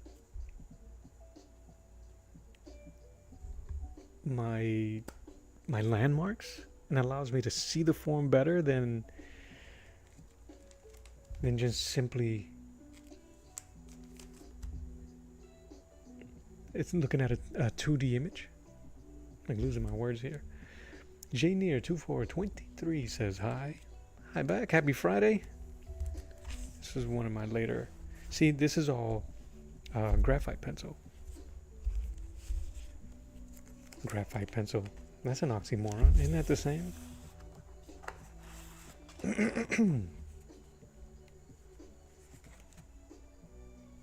But I went ahead and used a lot of, I think it's 4B, so it was very loose graphite. So I did a lot of smudging and erasing and using the kneaded eraser, and I love that part of charcoal drawings. And sometimes when you're practicing one medium, or you're stuck on one medium, you don't understand how you can use that certain techniques on more than just that medium. And pencil and charcoal, to me, for whatever reason, meant two different things. I don't know. I don't know why.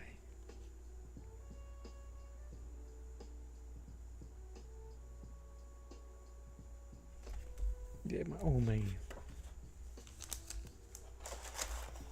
If you guys like to go through my playlist, I have videos.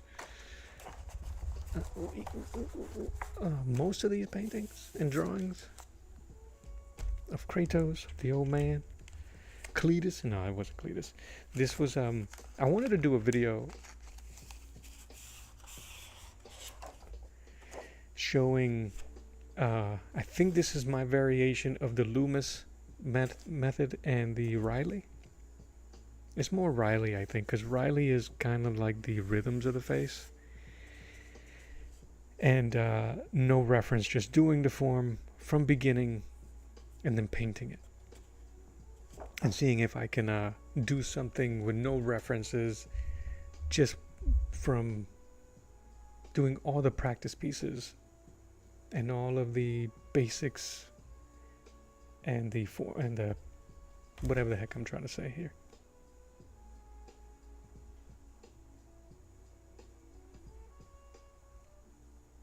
But I like this one. And I went very illustrative, drawing in a lot of the painting and the shading. That's gouache. And I like that I left it that way. See the skeletal form. I might have to do some more of that. Come on, baby, get in there. All right. Show and tell. Show and smell's over for now. Let's keep going. Adding all this heavy black. I don't have the control of Brian Boland, who I am kind of like studying. This dude's amazing artwork. I don't have his control. I don't even know what he used. And he definitely draws a lot slower than I do, more meticulous than I do. He has more of a vision. I'm just kind of cribbing his vision. So, even in a dual tone paper, look at those eyes. Come on, man. I swear I've seen those eyes in a movie. Man, this looks good. What the hell? This is one of those books where I've only looked at the I didn't pick it up for the article. I didn't pick it up for the words. I picked it up for the images. And I really need to go in here and study more than that. So this is what I'm trying to do with all of this feathering, is kind of absorb some of this that he did for his figure. So that's what your boy's been doing for the last almost 2 hours. We shall continue.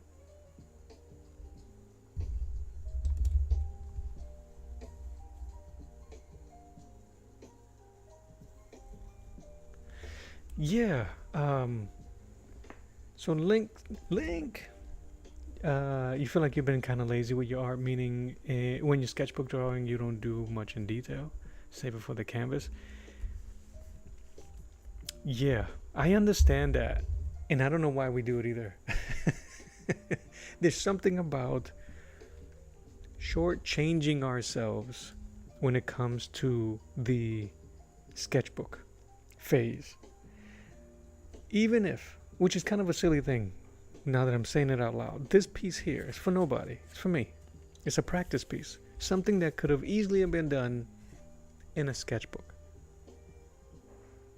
So I don't know if I didn't have the mentality of being a portfolio piece or anything like that. But I have been trying to change. Where is my sketchbook?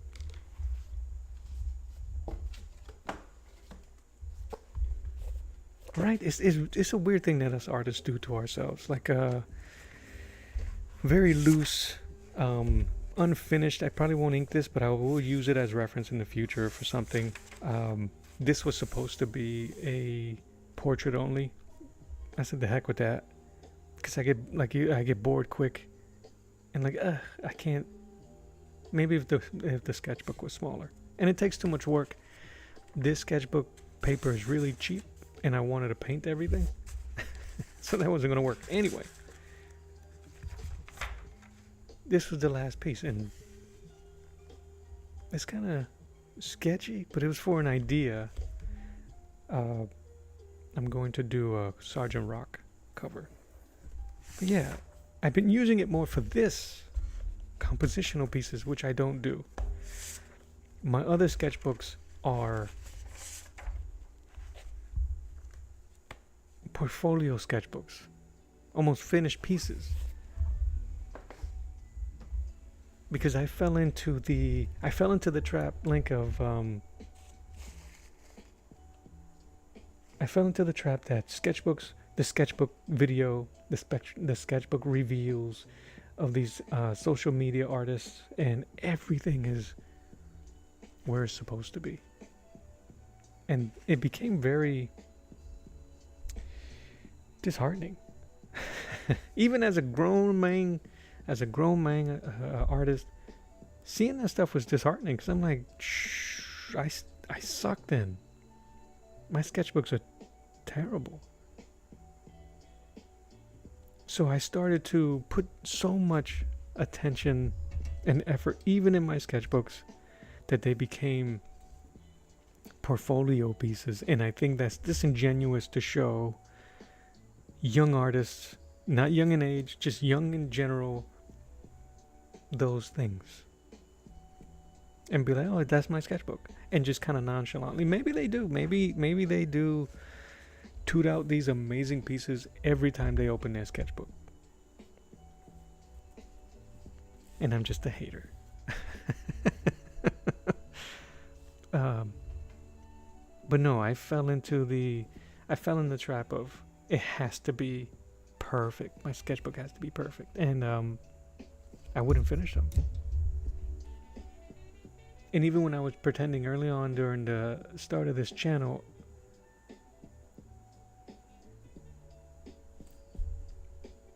pretending I was just nonchalantly messing around and having those pieces in my sketchbooks. And it's like, that one with the Conan, the one that was supposed to be a portfolio, a portrait only, I think that one has become my go-to. Just grab it and do something. I want to change that about myself, about how to do sketching and idea building and composition building.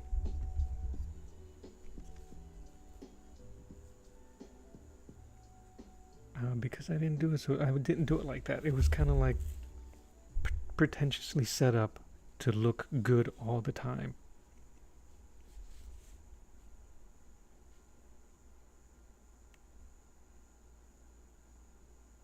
I appreciate that. Thank you, Link.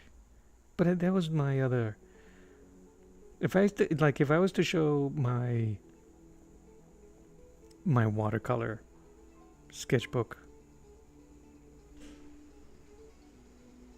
and it was because even my gouache sketchbook, which is incomplete. It just felt disingenuous when I'm like, oh, this is me getting comfortable painting and stuff like that, and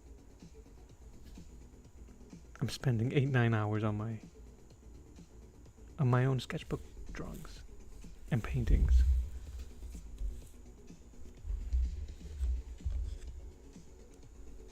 There was a huge conversation I was having with another artist by the name of Julio Cesar about the sketchbook. I'm sorry, I'm rotating.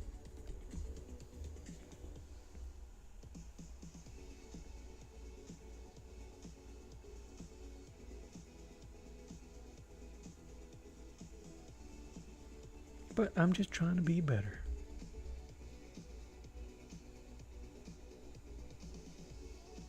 I've thrown away so many unfinished sketches or pieces just because they were on loose leaf, because I didn't want to put it on my sketchbook, because my sketchbook needs to be a portfolio.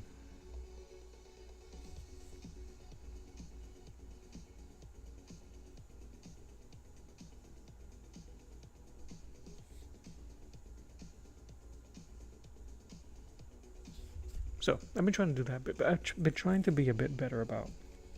Say that fast. A bit better about my my journey and where I want it to take me and how I want to do it, and who am I doing it for?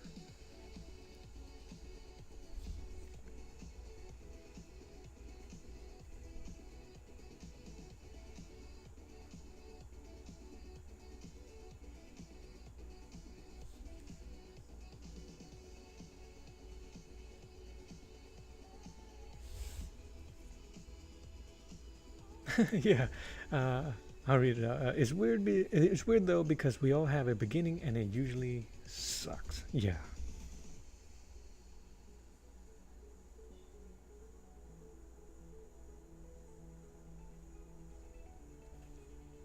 Like I'm having a really hard time creating a rock texture with ink because I can cheat it with a pencil. I can cheat it with paints. You can't really cheat it with ink. The thing that I don't know how to do just yet is convince the viewer that's rock no matter what. I was showing an image, an artist, Alfredo Alcala. His clouds look like cream cheese, but because he's so consistent with the way he does his clouds that you go, no, those are clouds. Cream cheese.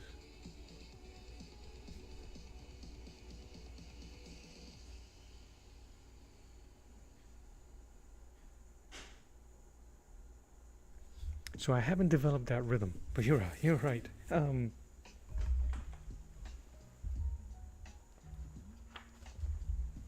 Yeah, this is supposed to be, for instance, this is supposed to be stone.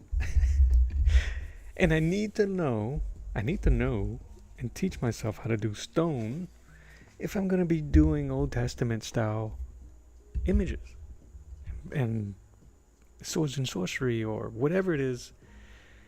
It's really for my desire to do Old Testament and biblical stories. I need to know how to do stones. That doesn't really translate. That might translate out as a well.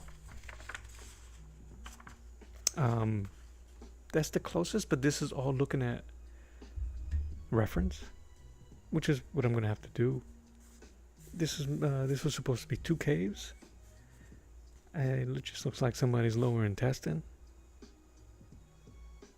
But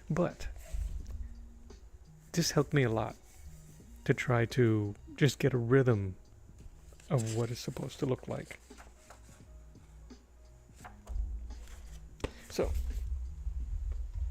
the portrait only sketchbook has turned into a for real.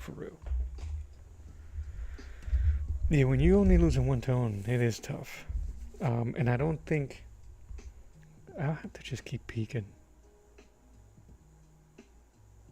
But I'm in no rush or hurry in that sense. Like, I'm not beating myself up over it. I just know it's just something that I need to work on.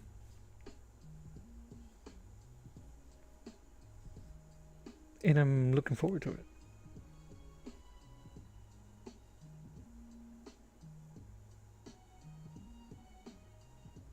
I'm looking forward to the that aha moment.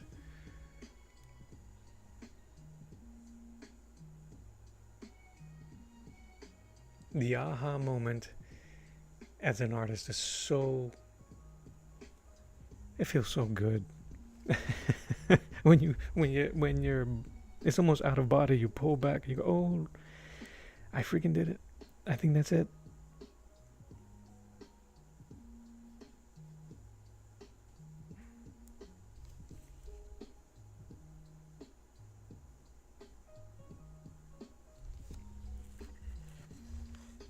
I wish that was something that can be taught.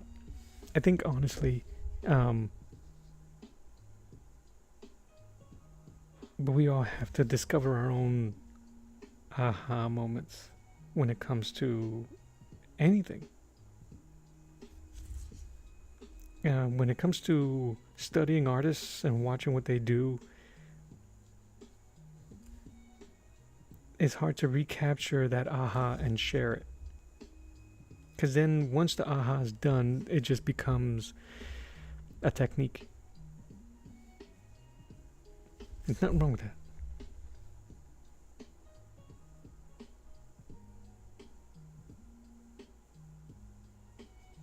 When I first figured out how to feather with a brush, everything had a feather on it.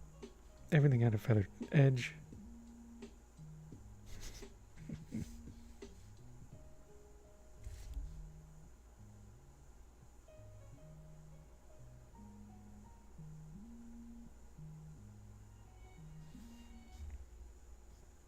But yeah, the aha moment in art is so good.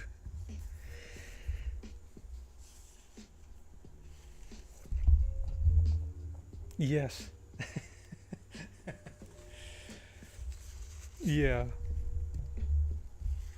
Wait, that was it? That's all I needed to do? And yet this is difficult? Plus again, and we don't see, there's a guy, Liam Sharp. He does amazing worlds with ink. And he does amazing backgrounds, detailed, this, that, and the other. And you're looking at it, studying it. I'm looking at it, studying, like, how the hell did he make the brush do those things? Because he was bury the lead. They don't give you the What he was doing was using sponges and tissues and all this stuff. I think we forget sometimes that we can use everything around us.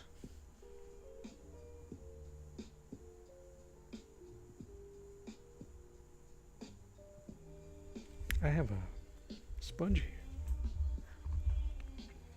I think I might use the sponge to do some of the background, which I have I don't have really any plans or anything that I had in mind. So why not? I just wanted to fill this with as much ink and texture as possible.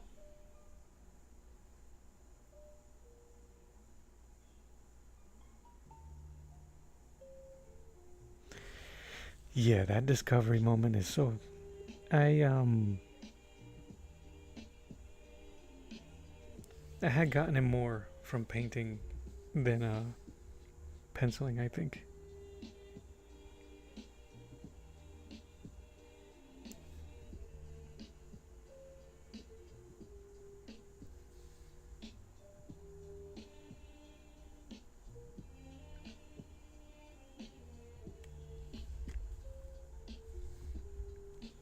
Well, party peoples,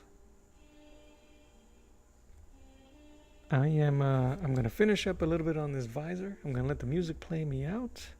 I will be back this afternoon.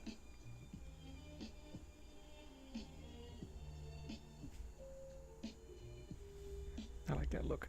I'm thinking around 3 o'clock my time. So if you're interested, swing back through. I should be here. I gotta go do some grown-up stuff and run some errands.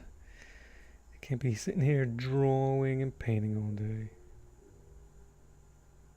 Till that day comes, right? But thank you guys for hanging out with me. I appreciate it. Always, always, always. This is Art to the Round Table. My name is Mello. God bless you. I love you. Mean it. Until next time, I'll see you later. Draw you later. I'll see you this afternoon. Bye-bye. I'm going to clean up. Bye-bye.